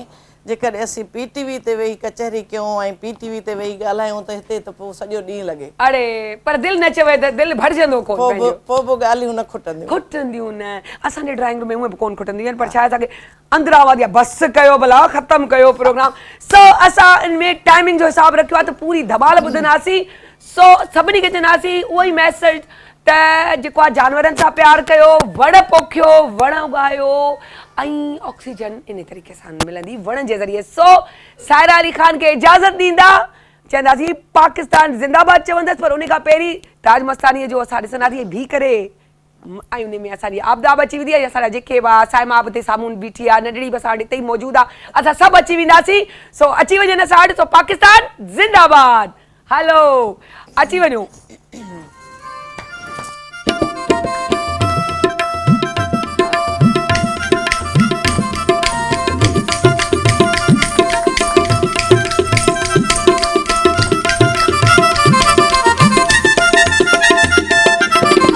लाल मेरी पत रखियो भला झूले लालण, लाल मेरी अली अली अली अली अली अली अली।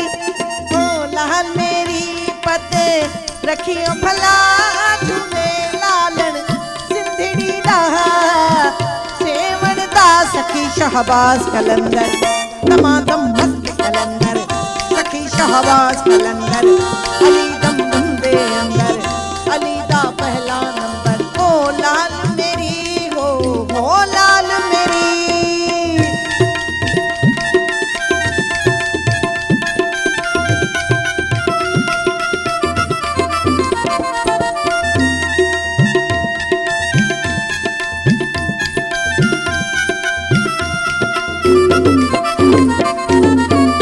उजड़ा रोजा पीरा तेरा, उजड़ा रोजा पीरा तेरा, हेठ वगे हो हेठ वगे, अली अली अली अली अली अली अली।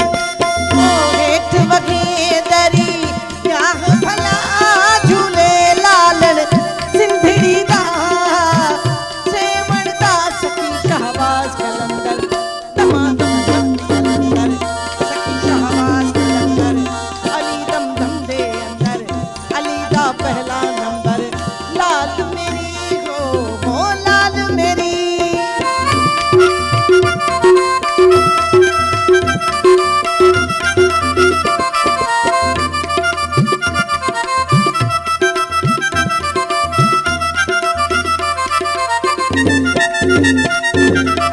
चारों चराग तेरे, चारों चराग तेरे बलन हमेशा,